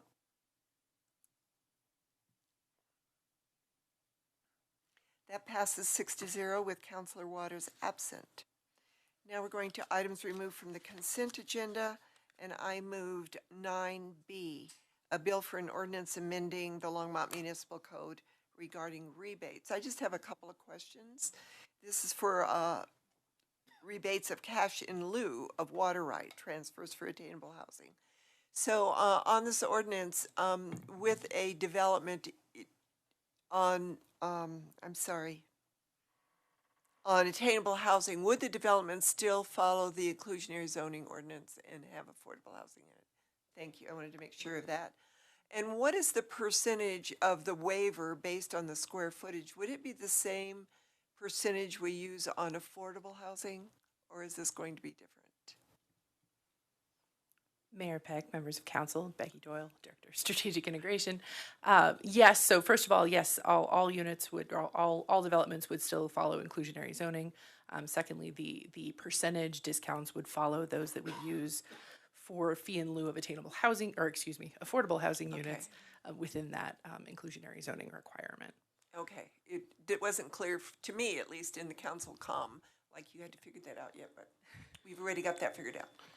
So this does align with kind of some history on this. When we raised the rate for fee in lieu, one of the things council asked about was what was the impact on the attainable housing, which is 80 to 120% AMI. They've been working. We've obviously brought back several presentations where council's given us direction to move on securities. You also gave us direction on fee waivers. We're more than likely going to even refine this again at a later date as we do the fee waivers discussion. But in terms of attainable housing today and the impact on this, we wanted to bring this so it gave us the ability to look at the project. To your question about building affordable housing units, I did want to remind council that if you remember, 80 to 100% AMI units don't have an affordable housing requirement. Those margins are pretty tight anyway. 100 to 110, I think, has a 60% requirement, and then 110 to 120 has a 40% requirement. So it will follow the policy that council has already adopted. I may have gotten my percentages off, Molly. Oh, I got them. So another question for clarification, I probably stated this in the council but I didn't get it. Would the waiver of cash in lieu be for the entire development, or is it going to be for specific units or sections, depending upon how they build? Mayor and council, the way that the ordinance is currently written, it would apply on a proportional basis to lots that were sold in the attainable price range. Okay, thank you. And with that, I am going to move 9B, ordinance 2023-27. So that was seconded by Councilor Hidalgo Faring. Let's vote.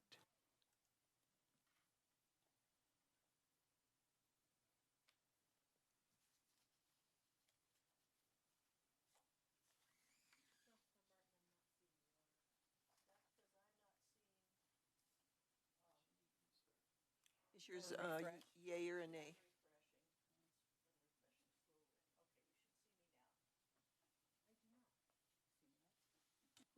Is it a yay or a nay? Okay, so that passes 6-0 with, 6-1, I'm sorry, with Councilor Waters absent. So, yes. So now we're at the general business with an update on our state firearm legislation. Invite staff to present this. Thank you, Mayor Peck, members of council, Sandy Cedar, Assistant City Manager, and also your legislative liaison. So I'm going to just kind of summarize what the council communication says here.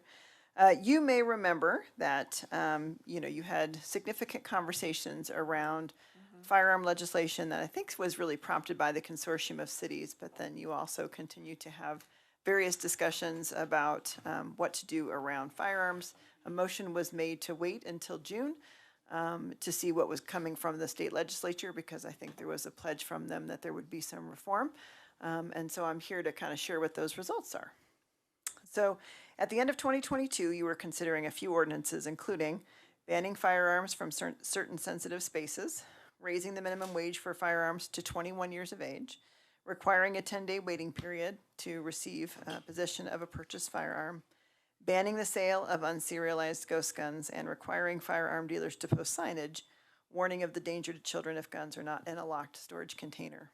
So out of those things that you were interested in taking a look at, by the way, you also had finished your statement on legislation affecting public safety, which was a little broader than just firearms, but also dealt with some of the criminal felonies and those types of things. So the legislative season ran from January through May, and they did end up passing 3 bills that pretty much lined up with what you had been already discussing.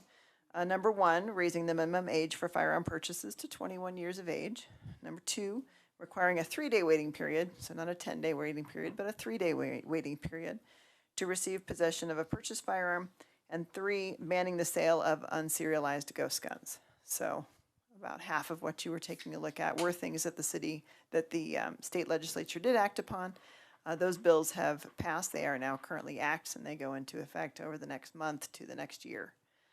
The state did not address sensitive places as far as where firearm bans could be, and they didn't talk about any posting. So those were the 2 things that they did not take up.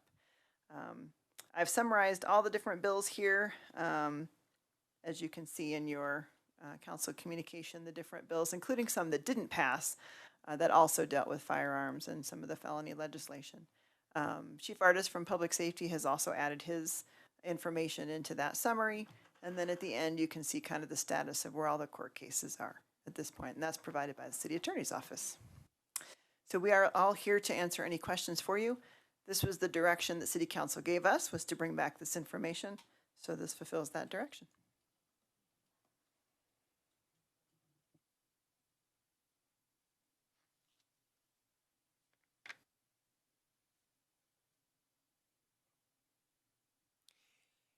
So, Sandy, what I don't see here is how this is going to affect enforcing these laws in Longmont. How is this going to affect our public safety department?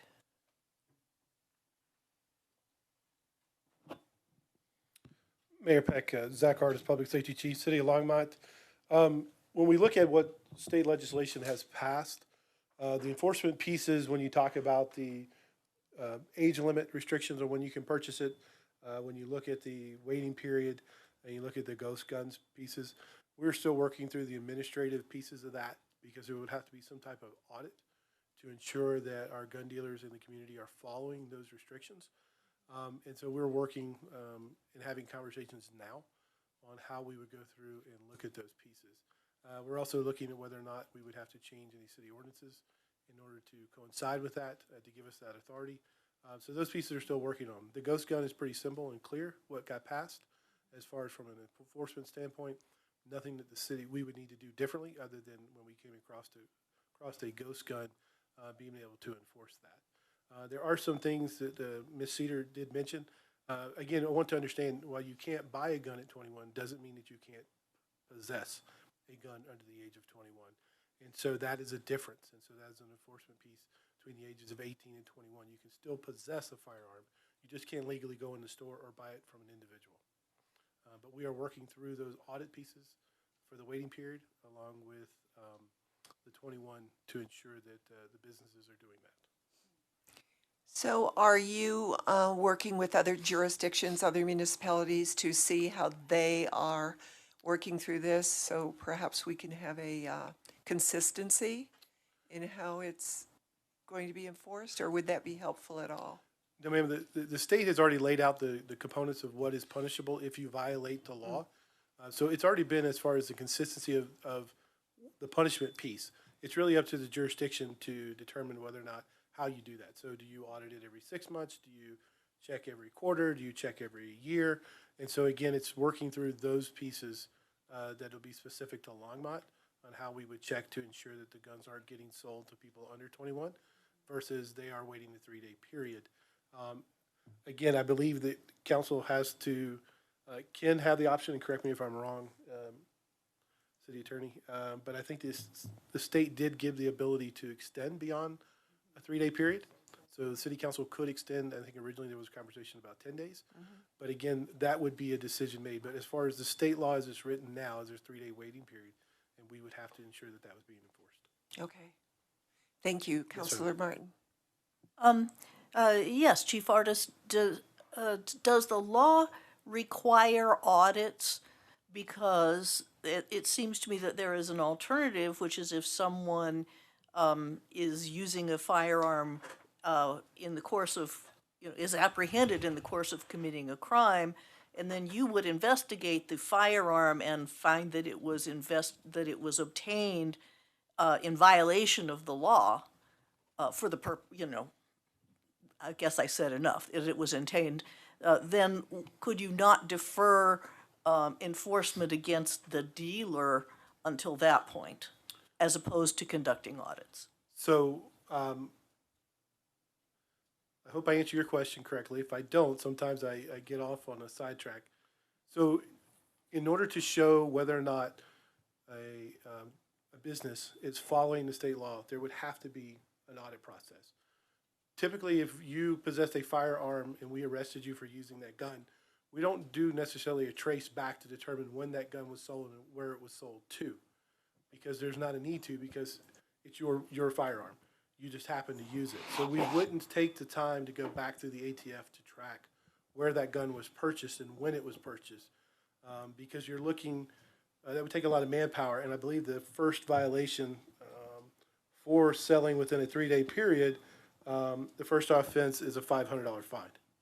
So we wouldn't go back in that case. Now, if the gun was stolen, serial numbers potentially missing, we could recover some types of things to some of the evidence that processing that we do. Then we may very well go back to try to determine the owner of that gun and whether or not it was stolen. But typically, every gun that we seize, we do not go back to try to determine when it was sold and who sold it. And sometimes we don't have that information. If it's a person-to-person transaction, we wouldn't necessarily have that. Right.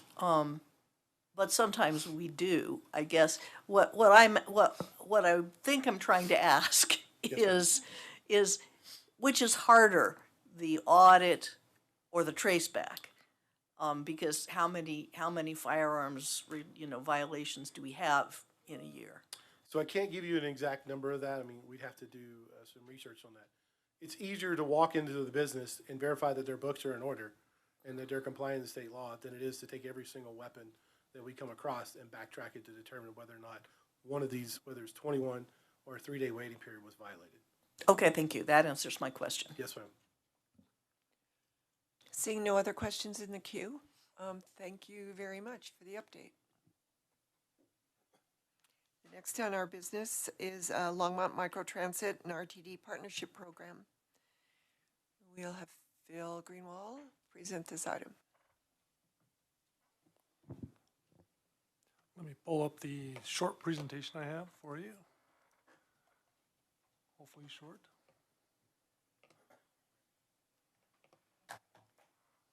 So good evening, Mayor and members of council. My name is Phil Greenwald, Transportation Planning Manager with the city. Just to go over some real quick things, we are really asking you tonight for two major items, is to direct city staff on how you want to approach microtransit, and I'll talk more about what that is later. And then also the idea of going forward with the RTD partnership program. So I just wanted to start out by saying that's kind of what the ask is for tonight. And the council comm got into a lot of different details, but I want to get through that here in the presentation. So what is microtransit really quickly? It's talking about a system of a number of vans. For Longmont, we think it's 4 to 6 vans, 6 passenger vans that would travel around the city and act very much like a Uber or Lyft type system. They could be called, they could, or you could use an app for those services. There can be credit. There's a bunch of different ways to kind of pay for the different services too that microtransit offers. So we're really trying to get the most equitable means of getting people around the city.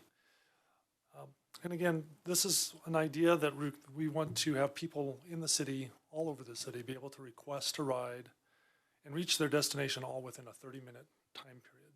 So that's kind of that benefit of microtransit that we're really working on. Is a lot of the information you heard tonight is about affordable housing and these different high-density units going in around the city. And a lot of the times, those have to be built in places where we don't already have existing transit services, the fixed route buses, say, for example. And so we ask RTD, please provide that service to these high-density units, because we know people don't have great access to vehicles or cars, personal vehicles or private vehicles. So I'm sorry to interrupt, but they can't hear you. Can you get closer? Oh, wow. Okay. Sorry. Boy, I can really hear myself, but sorry about that. So it really is the idea of extending the transit piece of this to other citizens of the city to be able to cover the entire city with public transit. So why microtransit? I mean, that gets into some very interesting details that we've been talking about since about 2012. And that's when we had folks, we started the idea with our first and main transit and revitalization plan at the time to bring about what was called checkpoint service. And that was a form of this microtransit. We just didn't call it that at the time because microtransit's a relatively new word. So this checkpoint service was really meant to hit certain places at specific times, but be able to be flexible enough to go around different parts of the city and really serve the entire city. That was an option that was not particularly embraced by RTD. Originally, there was an endorsement level while we were going through the process, but ultimately it was not decided to go forward with that from RTD. So we started looking through the Advanced Longmont 2.0 effort in 2018 and the Climate Action Task Force in 2019. Started talking about checkpoint service again and got back into the idea that there's this flexible service that's out there that we need to start to look for. And knowing that RTD wasn't a big fan of the checkpoint service, we started looking at it as this more micro-transit service or something that was absolutely flexible throughout the city. And obviously the Uber and Lyft models started coming on too, and we could see how they were starting to perform. And then there were some private companies that started taking that on as a larger system, so these larger vans that would serve. So it really started to kind of take off as being this viable alternative. We really like the idea that it's a dynamic system that's able to adapt. So when we talk about shuttle systems in certain areas during certain events, or we're talking about construction events where we might need a shuttle system, this type of system could adapt to that, and you could bring on a vehicle that would do just those kind of things. So very, very dynamic, very flexible. Just like the bus shelter program that we have online right now, where we work with Lamar Advertising, the city could administer it, but not have to run it. So the complaints would all go to a third-party rep, which would be wonderful for staff, but we would administer the program, so we would control that end of it. And it does give the city more control, so I do want to make sure that's understood when we start talking about these other things, because RTD could run this. They do have a flex bus service in operation right now. It's 1 to 2 vans, and we'll talk a little bit about that later as well. But we don't have control over that operation. We ask for more vans to come on as our citizens request more service. But we still have 1 to 2 vans out there. So just to give you a little bit of background on that. And the existing microtransit models that we've been looking at specifically around the country really serve communities that are very similar to Longmont. So that's another piece of this where we're saying, hey, we're not a college town. We're 100,000 people, a little bit more now. And, you know, how does the service look? So we've been looking at those types of systems and comparing them across other communities. Just to give you a little background, Harold and I kind of put this together. Harold did a lot of the work on the different pieces of this, and I kind of filled in the different color schemes here. But so RTD really does run the fixed route, the Access-a-Ride, which is the service that they have to provide on top of the fixed route to provide ADA accessible service. So that's a door-through-door service is what they call that, to get a person through their door. So it's a little higher caliber.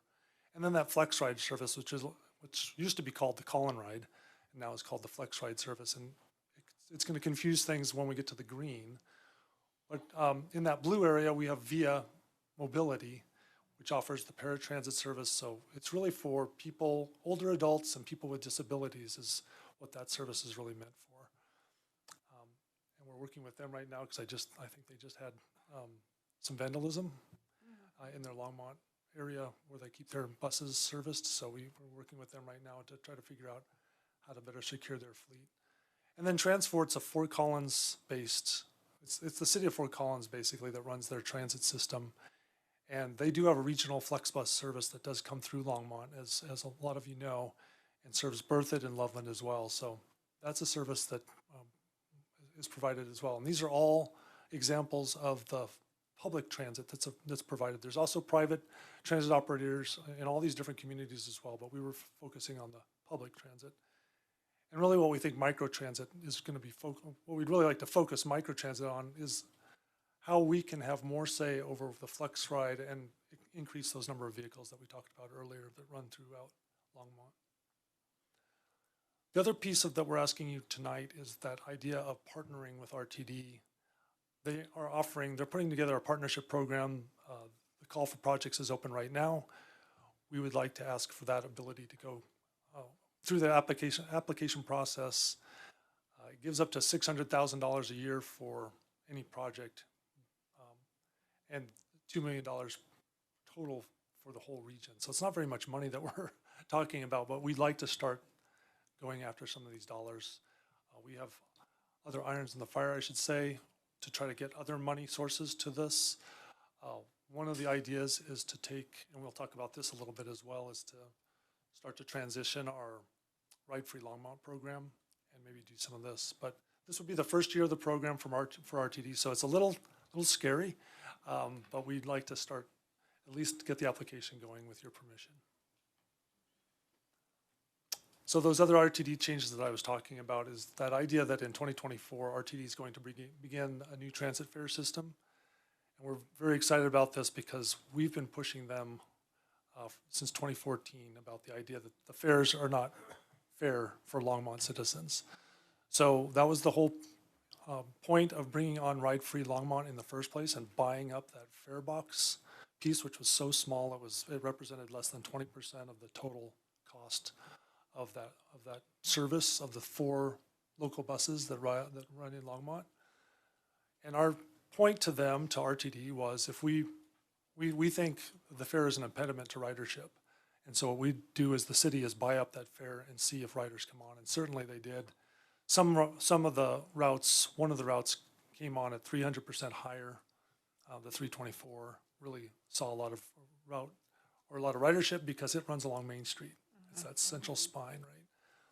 So RTD's changes are the youth under 19 would be free in 2024. So that takes a lot of that burden, I guess, of what we were carrying right there, because a lot of the folks that we see riding the buses are school-aged, high school, middle schoolers taking that bus. And also the fare reduction so that all rides, no matter what kind of bus you're on, if you're on a regional bus or a local bus, would be $2.75 for one trip, $5.50 for all day. So those are some things that we're looking at. Low income and 65 people older than 65, $1.35 for one trip, and then $2.70 for all day, and then accessory ride, $4.50 for a typical ride, and $2.25 if you qualify for the low income fare. So with that, we're thinking maybe this is the time that we start to transition away from the ride-free program. It's very popular, and it's going to be difficult to bring that out to the public, but we need to start talking about this. This is kind of what we were pushing RTD to get to. They've taken that step. So those dollars, we may be able to use those dollars, which right now we're budgeting $250,000 a year for that. It was up to $500,000 a year. So we're talking about, could those dollars be transitioned back into a microtransit model if that's what you desire. So again, our request to you tonight is to direct us in the pursuit of microtransit for Longmont. Is this an idea that's worth pursuing further?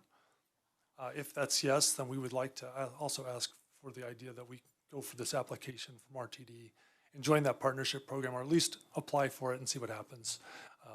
Those are due in July 10th.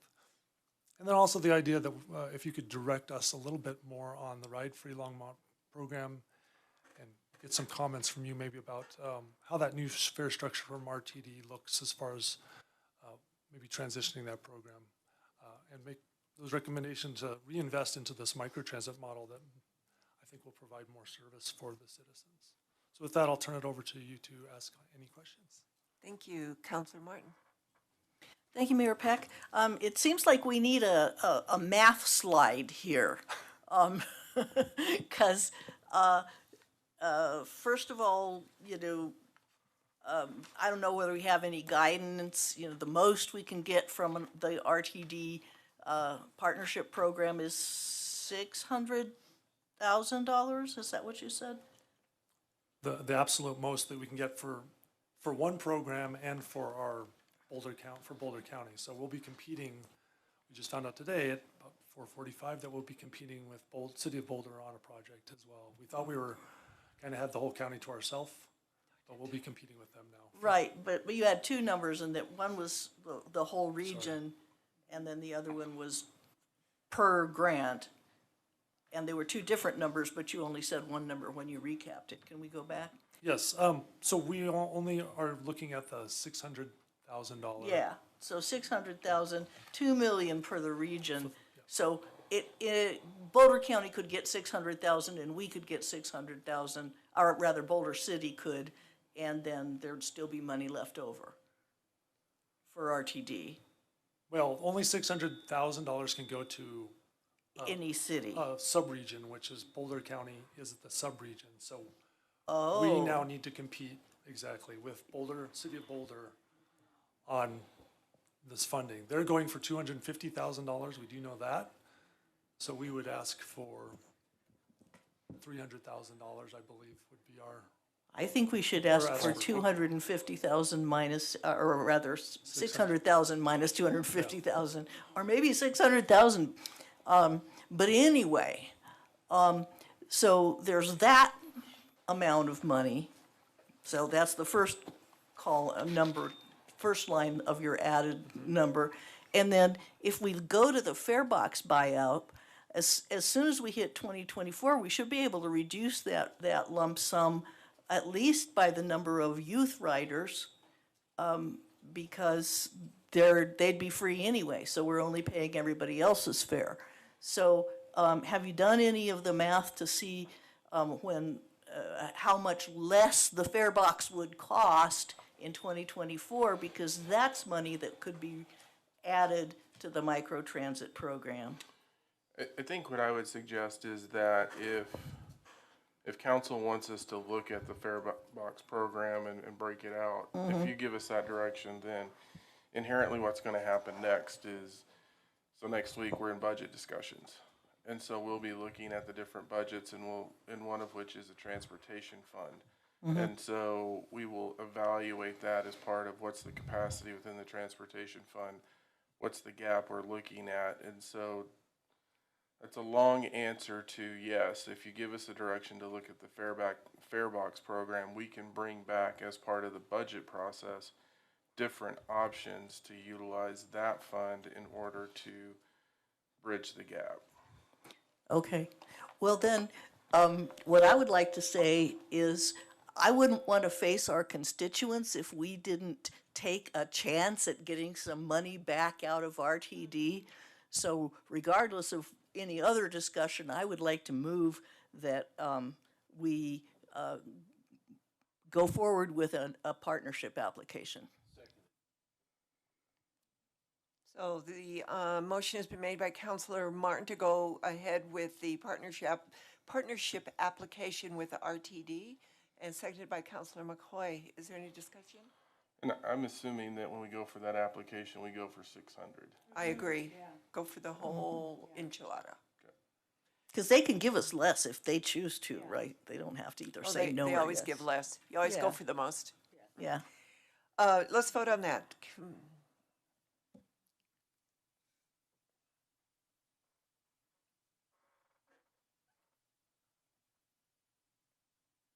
Change screens, sorry.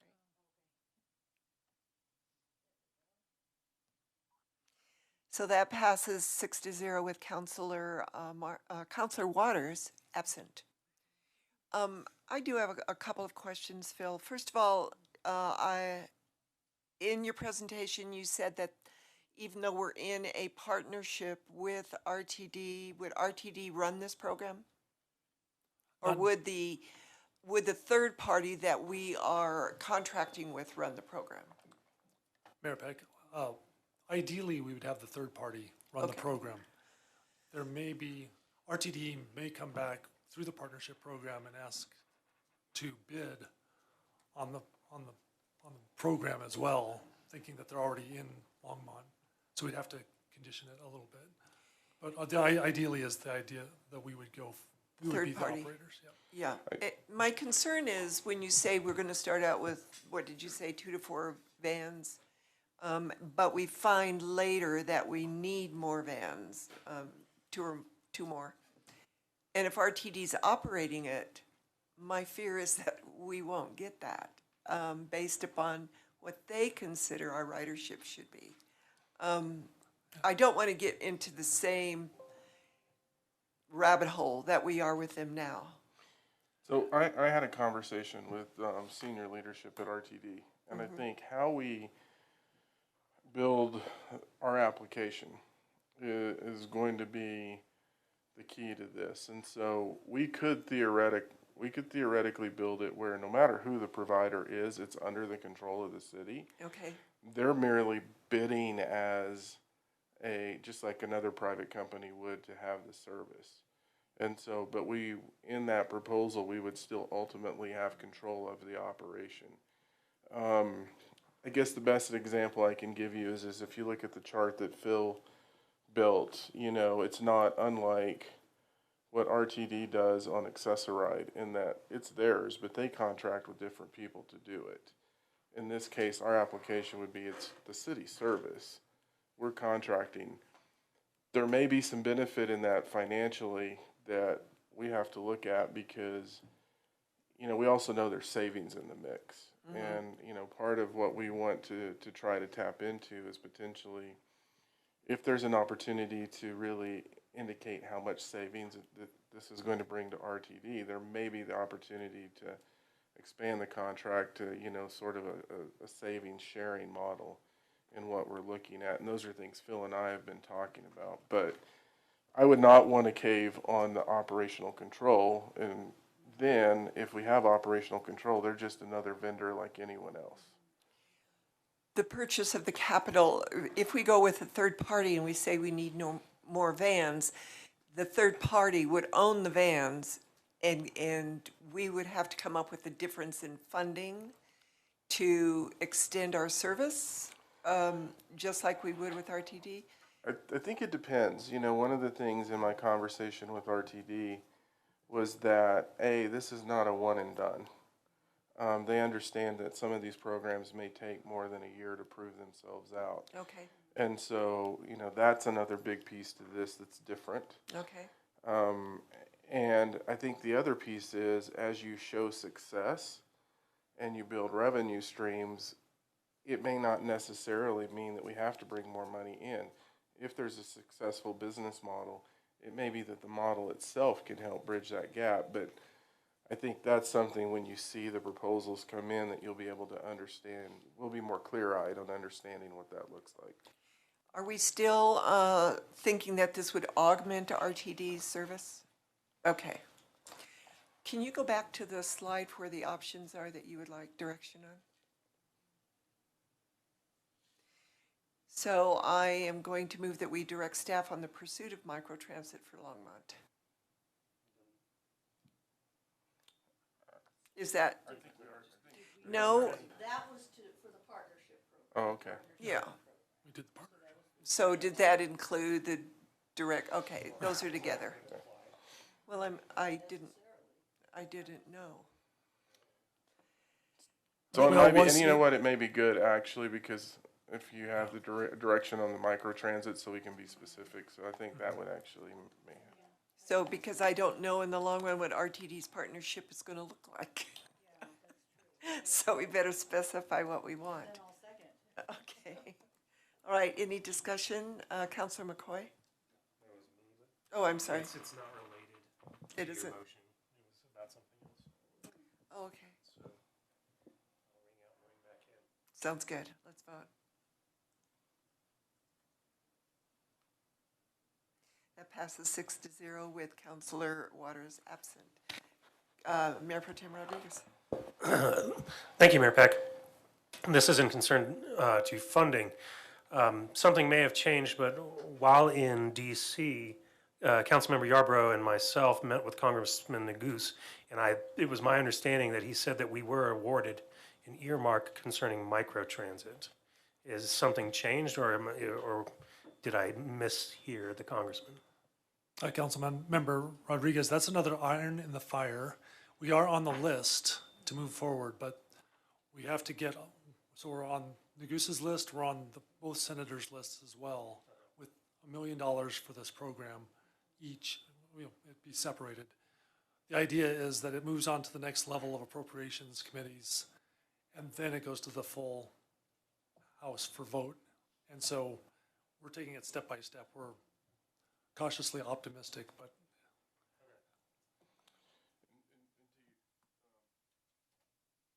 Pro Tem, and to your point, I ran into Congressman Neguse this weekend, and I think he's asking his staff to see where it is. So we have another direction for you to, I'm trying to read it. We want to direct you on the future of Ride-Free Longmont with information about a new fare structure. Reinvestment and, okay, I see what it says. So look at Ride-Free Longmont and the new fare structure and see how that works in with our partnership. Is that what you wanted? and start to look at how we reinvest those dollars. Because you've said now that you want us to pursue microtransit and you want us to pursue the partnership. So would you also like us to look at the Ride Free Longmont program and see how that could transition? Because we're gonna have to say that in our application, I believe, to RTD.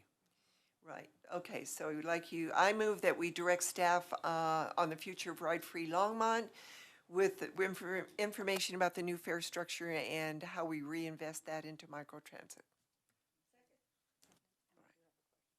Councilor Hidalgo Faring. Great. In regard to the Ride Free Longmont, so in the event that we decide to reinvest, start charging that fee, follow that fee structure, and to reinvest into microtransit, what would that phase in, phase out kind of look like? Because we do have residents who are utilizing the free ride. And, so what would that look like for them as they're trying to transition out of one and into the other? Right, Councilmember Hidalgo Faring, I believe the idea would be to see how the microtransit can start up and what size it could be at. As we talked about earlier, it can be very flexible. So if we don't get all the money that we're looking for, we can also start to figure out if we want to start with a smaller system. We'd obviously come in front of this body to discuss what that would look like and kind of what happens when we have the different what size, what allocation of funding we actually get for this. But we would want to transition that with a replacement possible. Yes. So we wouldn't Yes. just want to, Yank the it rug out, from- exactly. from That's kind underneath. of what I was Yeah, so trying to. what we're trying to do is we're trying to, here's something better, we think is better to transition into, and it will provide better service. But if we don't have that level, I think we'd have to be very careful about how we transition the ride-free program. As you saw, there were some things that we will get as part of this, just in 2024 from RTD, the way they've structured their new fares. So we also want to see how that works in conjunction with all this as well. But again, I don't think it's anything we want to pull away from folks. Yeah, I just wanted to make sure that a without yes vote wouldn't allow, just create an abrupt end, that, people who depend on these services, that they have a smooth transition and are able to kind of feel out. Because change is hard, and getting used to new schedules and new stops, or it can be challenging. So thank you. Any of this would have to be brought back to the city council to look at. And essentially what we're talking about is the trade-off that's in play is more access. Because right now, there is a vast amount of our community that doesn't really have access to the routes now. And this is getting to those individuals so that they can then tap into the route structure we have. And we'll have to bring all of that back to you to let you know this is what it looks like. So we're waiting to vote. And this is how we invest Ride-Free Longmont into microtransit.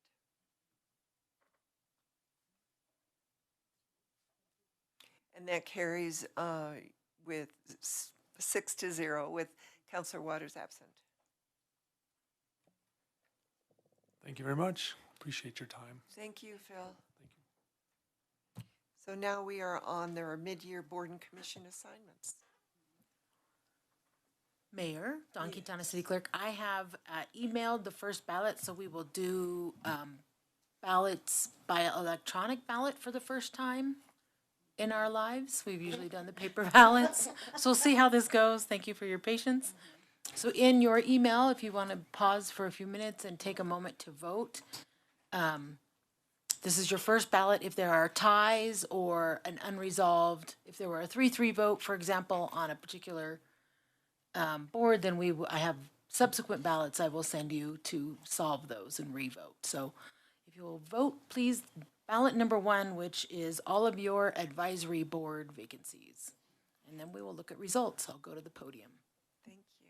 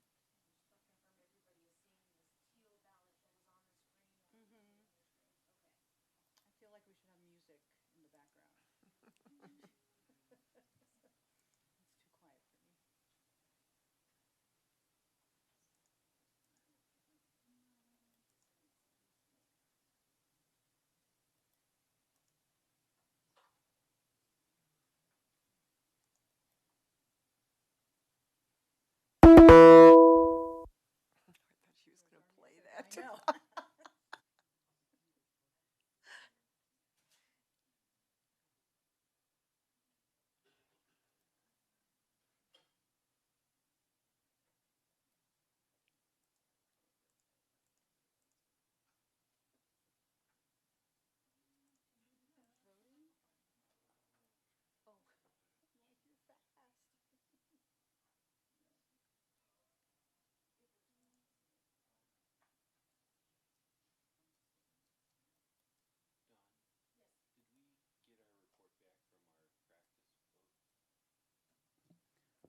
The practice test was just to see if this functionality would work. It doesn't, you would need to vote your votes on this official ballot that I sent in your link, or in your email a bit ago.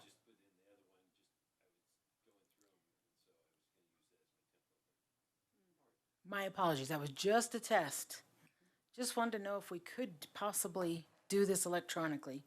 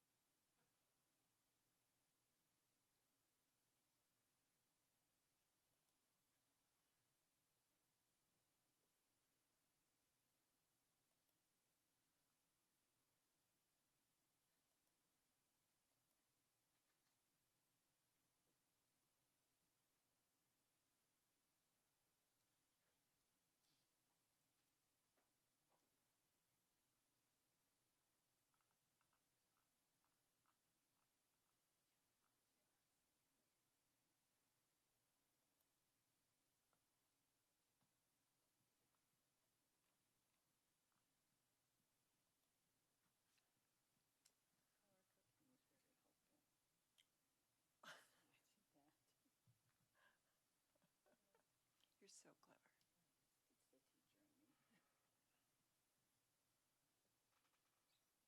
Are they coming through, Dawn?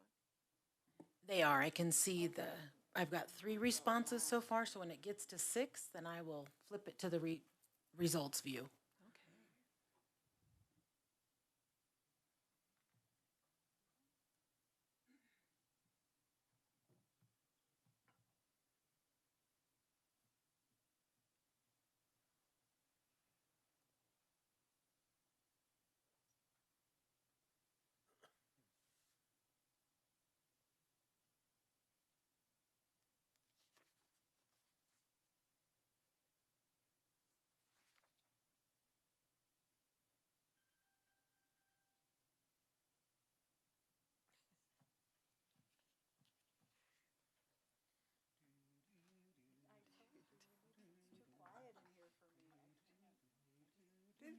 This council has lost it. You're just too clever. I have relatives that came in tonight and I wasn't there. I hope they make me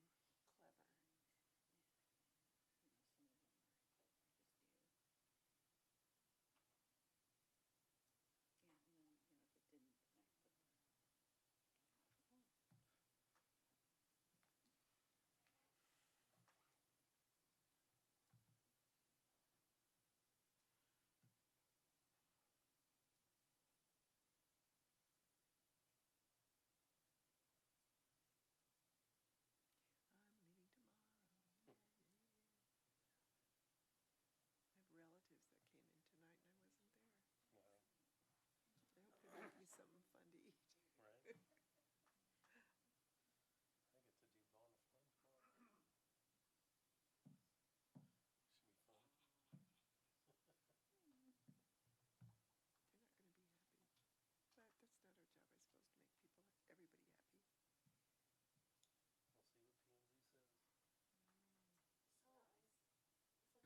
All right, Mayor and Council, I see 6 responses. Everybody is done, correct?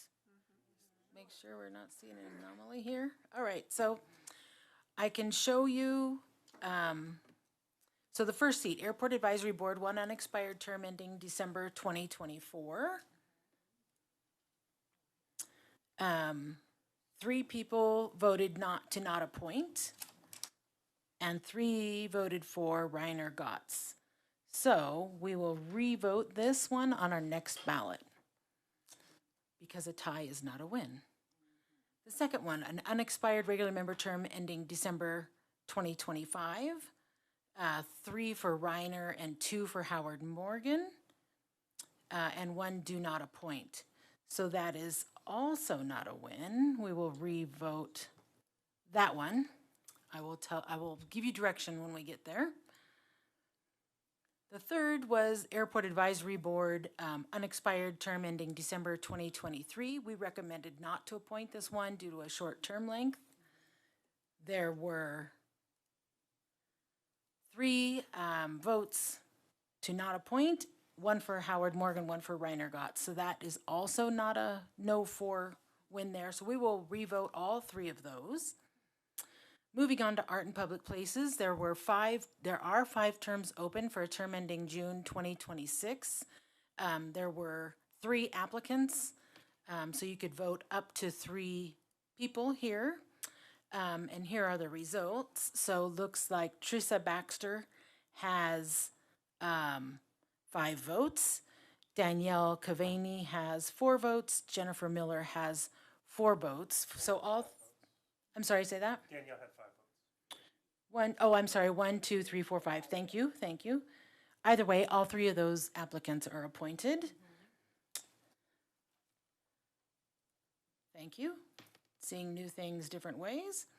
The next one is an unexpired term on the Art and Public Places Commission.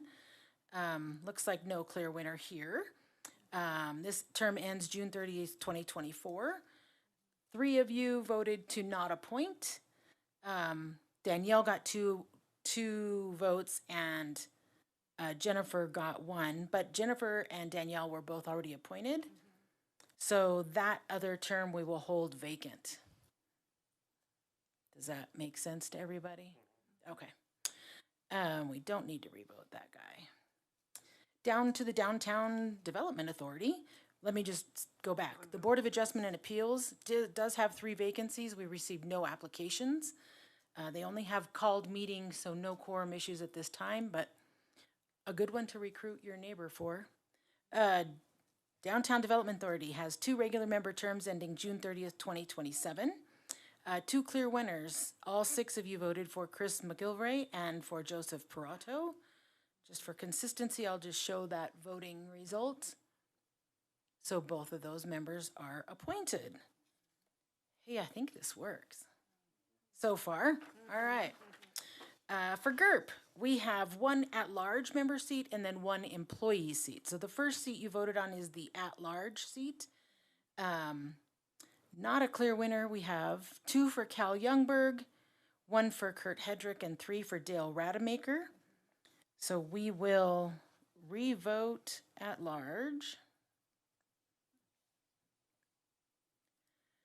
And then the employee has all 6 votes for Becky Doyle. So Becky Doyle will be appointed to the employee member term on GURP ending June 30th, 2028. Moving on to Housing and Human Services, we have a couple terms here. First, you voted on the unexpired term ending December 31st, 2024. Quite a few applicants on this one. So we expected this one to need a couple votes. No clear winner here. A couple votes for Martha Wilson, 1 for Andrea Hill, 1 do not appoint, 1 for Roberto Manso, and 1 for Alejandro Prieto. So we will revote that contest. Let me just note that number. The next one was for the longer term on the Housing and Human Services Advisory Board, ending December 31st, 2025. Again, you're split here, so we will revote this number 10.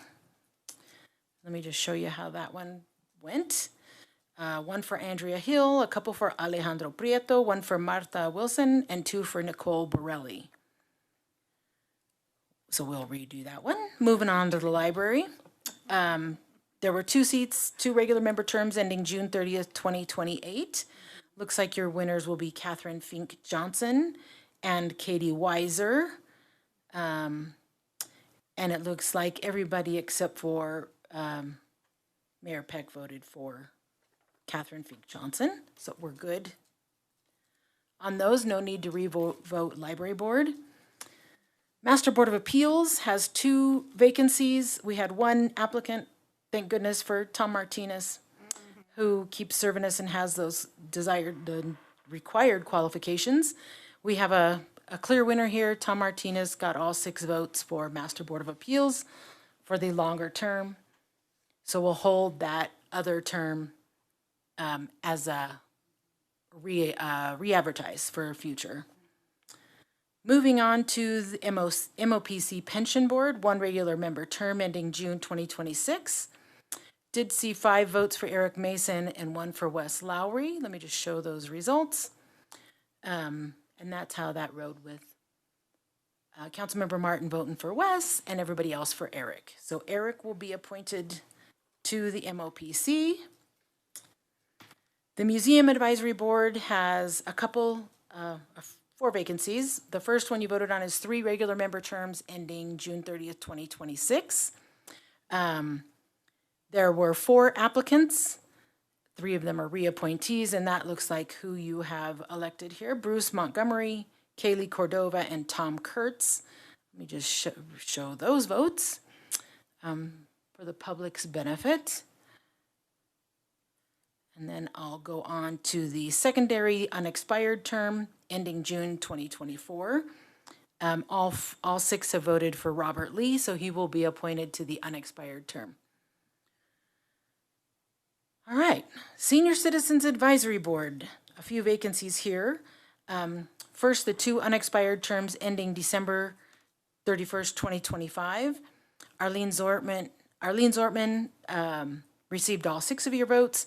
Ellen Dooley received 5 of 6 votes. So both of those will be appointed, and I'm just going to show those results there.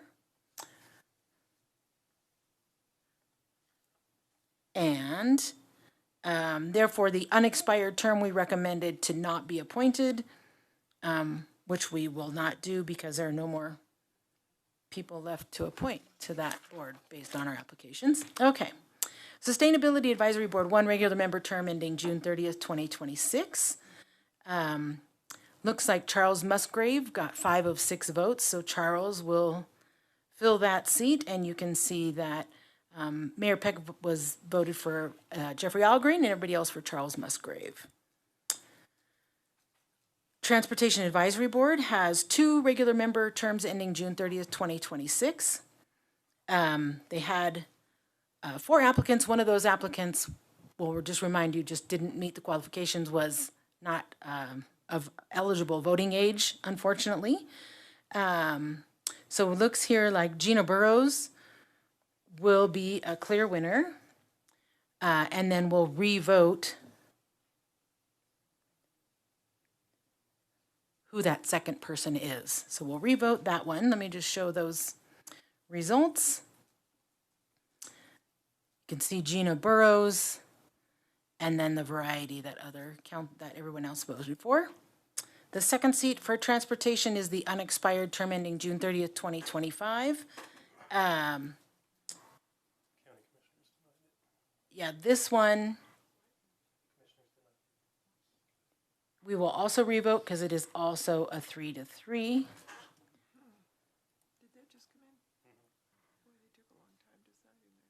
And there are 3 for Nicholas Kim, 2, and 3 for Garrison Bennett. So that's a split. We'll revote that. On to the Water Board, almost through these here. Water Board on the regular member term ending June 30th, 2028. 4 voted for Dan Wolford. So he will be appointed to the 2028 seat. And I'll just display those with Councilmember Hidalgo Faring and Councilmember Yarbrough voting for Roger Lang and everyone else for Dan Wolford. On the unexpired Water Board term ending June 30th, 2025, we don't have a clear winner. So we will revote that one, number 23. So Roger Lang by McCoy, Martin, and Rodriguez, and then Caldwell by Mayor Peck, and Dan Wolford by Councilmember Hidalgo Faring and Yarbrough. So we'll revote that. So I'll give you another minute. I'm going to pull up my email. I'm going to send you another ballot. The ballot is a copy of the ballot you just did, but you will only vote certain contests. So I will give you, let me just give you those numbers. So you don't need to vote every one.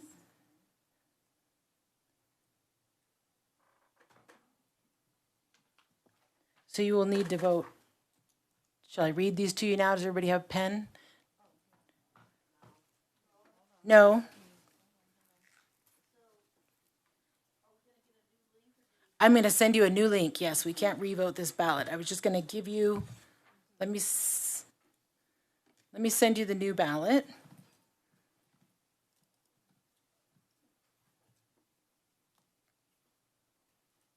So the email is official ballot number 2. You will vote number 5.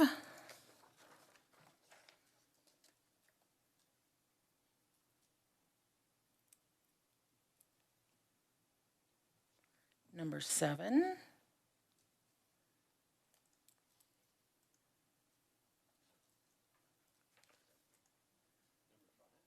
Number 5, number 7, 9, and 10.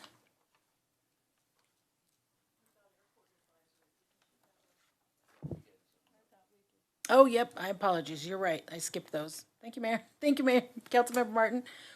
You will revote 1, 2, and 3. All 3 of the airport advisory. Thank you.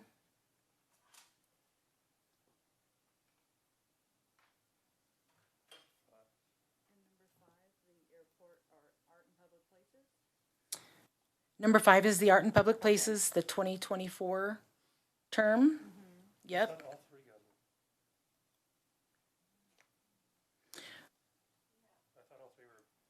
Sorry, yes, pardon me, it's too late, I need coffee. We're gonna hold that vacancy, you are not voting number 5. Skip on to number 7, which is GURP. And then 9 and 10 are the Housing and Human Services.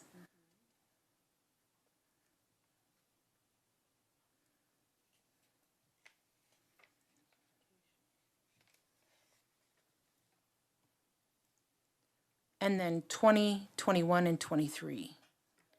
20 and 21 are transportation, and 23 is that shorter water board term. Want me to read the list again? No. Okay.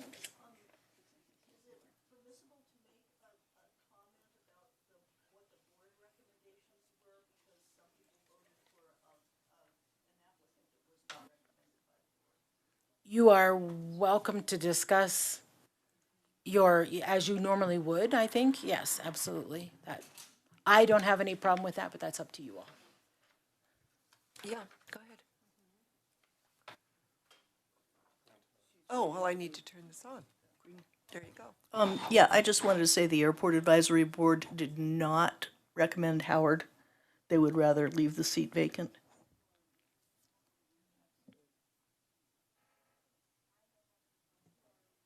And I'm just going to repeat the list while you're at it. Number 1, 2, 3,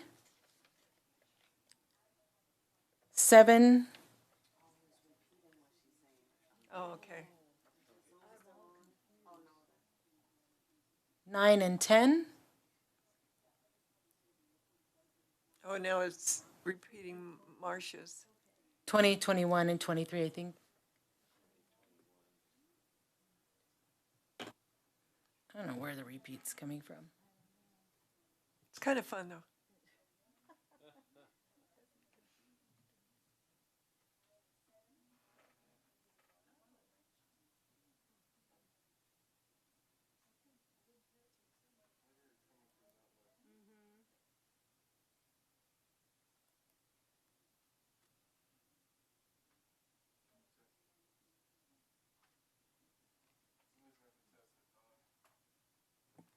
Test, test, test, test.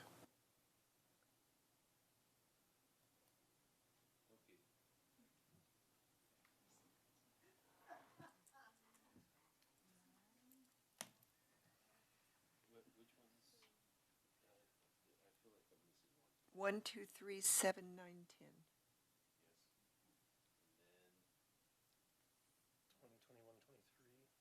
Oh, really? I didn't get that down. Dawn. Let me repeat the numbers. I I heard the missed- question. Thank you. Numbers 1, 2, 3, 7, 9, 10, 20, 21, 23. Can I revote?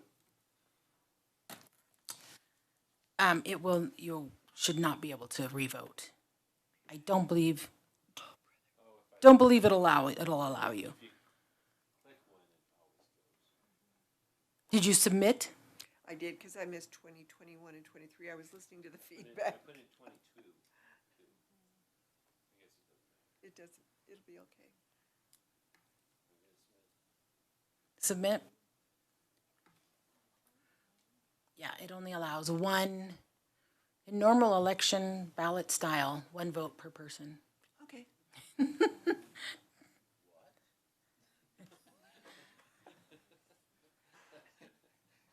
But I have hanging applicants.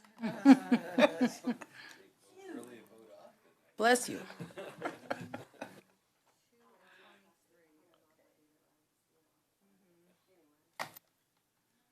We're going to find out. 2 more people have not submitted is what I am seeing.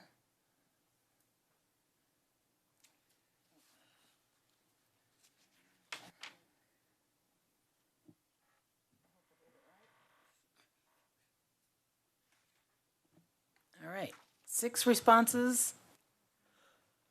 Here we go. All right, Airport Advisory Board, the unexpired member term for 2024. 4 of you voted to not appoint, 2 voted for Reiner Gotts. So the winning decision there will be to not appoint.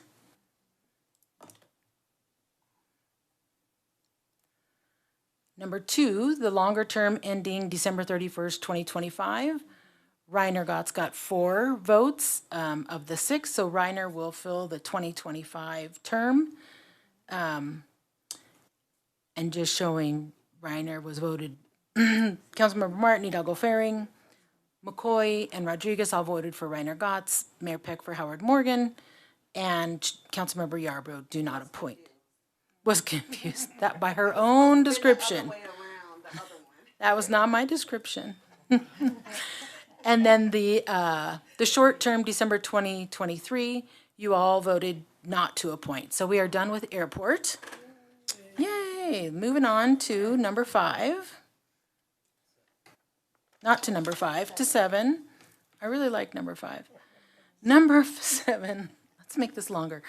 GURP, you all voted unanimously for Dale Rademacher to be your at-large representative, so that will be the decision there. Moving on to number 9, Housing and Human Services.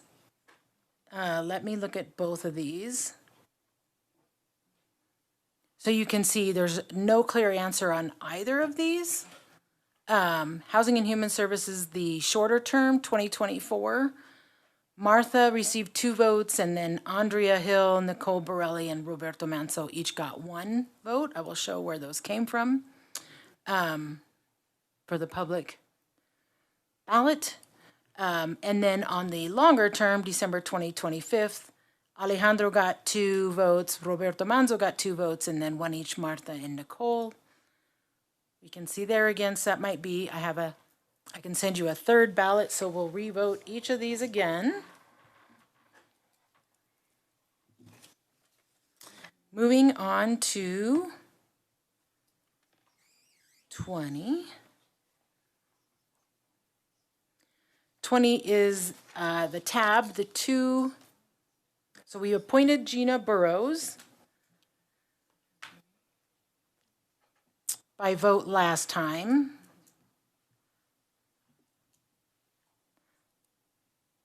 And again this time, so Gina really got it. But we don't have a clear second person. So on this, we'll re-vote the 2026 term, the second person, or we could do it by motion. You can see Garrison received 3 votes. and Nicholas Kim received 2 votes. So no clear winner on that second person for the 2026. And let's look at the 2025. Again, a split, 2 Garrison, 2 Nicholas Kim, 1 do not appoint. So we will revote that. And you can see how those fell out. 2 for Garrison, 2 for Nicholas, and 1 do not appoint. And then number 23, let's see if we had success. Number 23, for the unexpired term ending 2025, Roger Lang received 4 votes, so a majority. Roger Lang got 4 votes. Councilmember Yarbrough voted for Dan Wolford, and I believe Mayor Peck, you submitted before. You didn't vote on this one by accident. No. Correct. Okay, that's why there's 5 here and not 6. I just want to be clear. Still 4 is good. So we just need to figure out. Would you like to do it by motion and vote? Housing and Human Services. Would you like me to show you those results again, or what would be helpful? Okay. So here's the shorter term, ending December 31st, 2024. And this was undervoted as well. There's only 5 votes here. Somebody undervoted.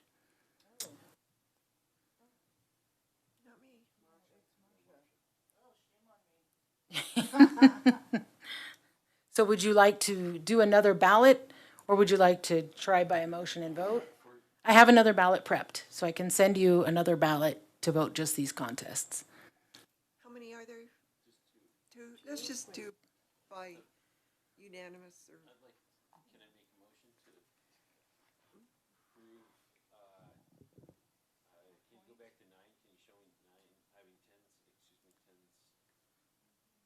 The results? Yeah.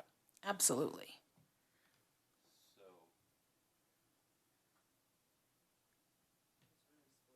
Really split.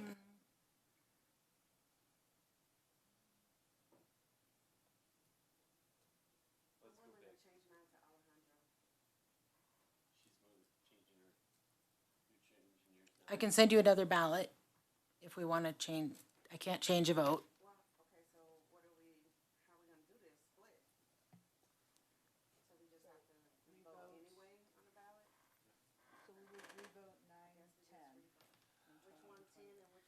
Nine and 10.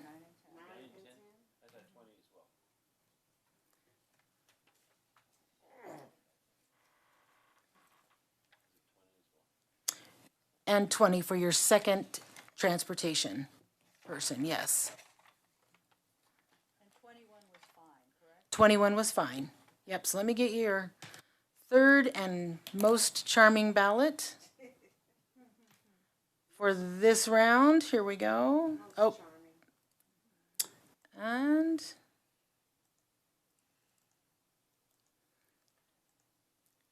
ballot number 3 headed to your inbox now. 9, 10, and 20. Just one person. Gina Burr on number 20.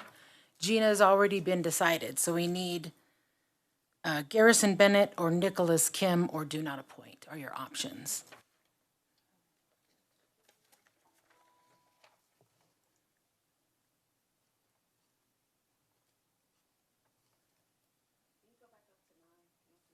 I can. Let me close this. 9 and 10.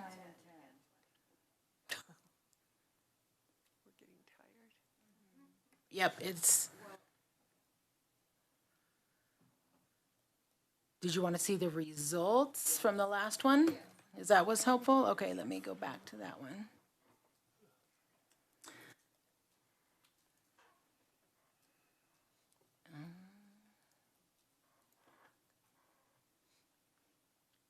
So here's 9, the shorter term.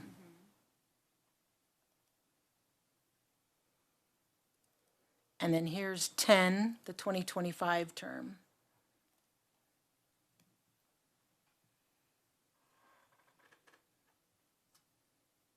Anybody need anything else from this? Otherwise, I'll go back to ballot 3. All right. Go ahead. Mhm.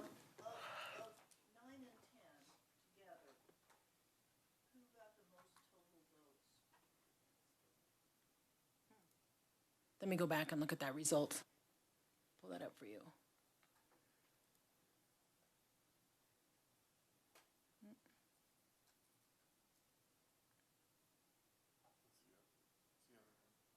No, this is it. This is number 2.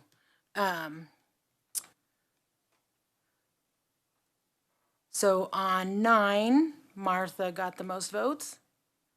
And on 10, Alejandro and Roberto got the most votes. 10 is the longer term.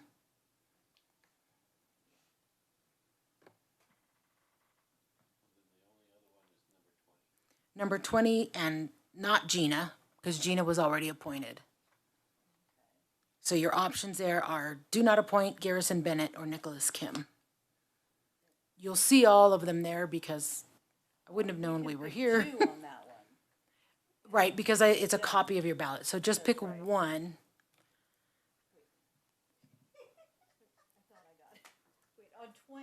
You're looking for just one more person.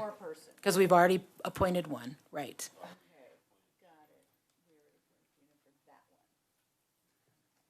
That's the tough part about this electronic ballot, yeah. Hard to predict.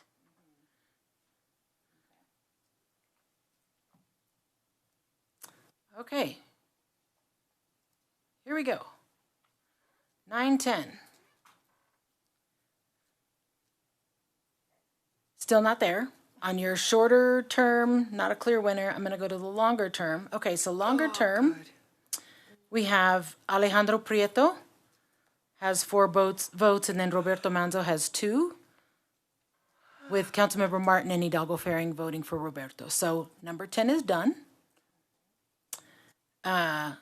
Going back to number 9, you have 3 for Martha, 2 for Alejandro, and 1 for Andrea Hill, or Andrea, I don't know which way she says it. And there's how that went. Councilmember, or Mayor Peck and Yarbrough and Hidalgo Faring for Martha, McCoy and Martin for Alejandro, and then Mayor Pro Tem for Andrea Hill. I move Martha Wilson for that. All those in favor? Aye. Did you count the hands? I'm sorry, who seconded that? Martin, Councilmember Martin. Yep. I'm sorry, and I didn't see the hands. All in favor? Perfect, okay. Solved. Housing and Human Services, solved. On to Water Board, Transportation, number 20. We have a winner. Garrison Bennett got 5 votes. Gina won, Nicholas Kim won. Let's just show those. And you can see that. That I voted for both. Yeah. Just to keep covered. Really got it. But Gina was already appointed. Yeah. Okay. Jean, go ahead. Well, 21 is the shorter term, right? For transportation also. And so I would move Nicholas Kim then. So, For the shorter term. Mayor Pro Tem Rodriguez nominated Nicholas Kim, seconded by Councilor McCoy for the shorter term on the tab board. The term ending 2025. Correct. Yep. All those in favor? Done. Very good. Thank you, Mayor and council members. Thank you. This was more fun. It was more fun. We're going to do it again here in just a minute. Because we have to do Housing Authority. So I'm going to send you another ballot for Housing Authority, though it's just 2 seats on the Housing Authority. I do need you to vote to recess and convene and while you're doing that, I will.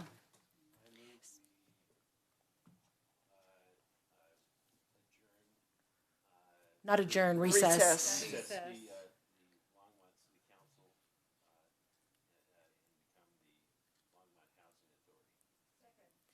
Okay, so it's been moved by Councilor McCoy that we recess as the Longmont City Council and convene as the Longmont Housing Authority Board, seconded by Councilor Martin. Let's vote. Thank you.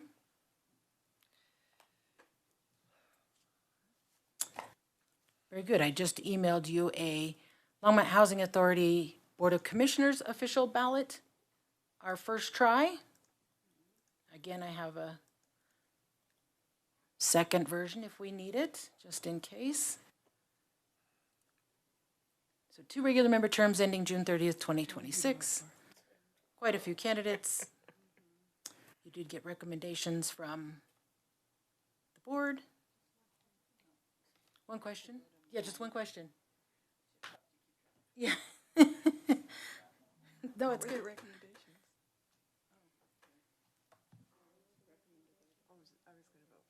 The recommendations were Josh and Arlene. Jean. There were also Jean Christopher is a seated board member, not a recommend. Right, correct. Josh Stransky and Arlene Zortman were recommended by the board in their memo. She is, but she can serve on both because yes, the housing authority is a separate entity. Yeah, we vetted that question. That was Michelle's first question when she got that application. Yes. Josh Stransky, yes.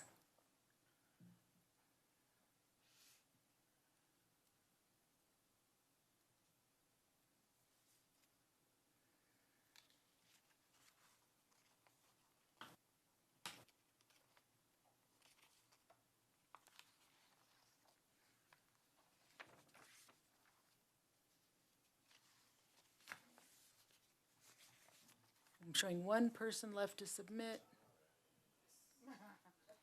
No pressure. Come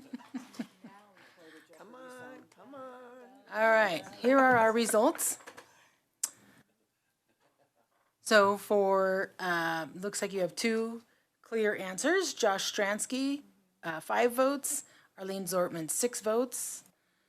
Just show those results for the record, and it looks like only council member or Mayor Pro Tem Rodriguez did not vote for Stransky and voted for Christopher. So very good. Thank you all. And now we just need a motion to adjourn and reconvene. I move that we adjourn as the Longmont Housing Authority and Board of Commissioners and reconvene as the Longmont City Council. Second.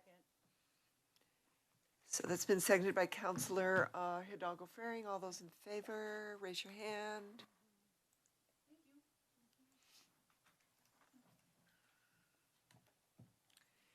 So we're at final call, public invited to be heard. Is there anybody in the public that would like to comment?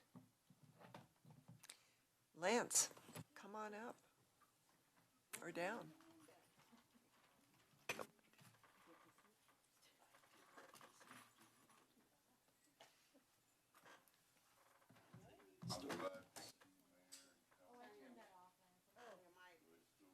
Oh, my mic. My name is Lance Whitaker, 1750 Collier Street, Longmont, Colorado, and I would just like to thank you all for moving away from free fare. I know a couple bus drivers who drive buses, and a lot of the free fare is being used by meth addicts, and that's not a very good thing, and he has told me on countless times that getting away from free fare would be a very beneficial idea because of the meth problem here in Longmont.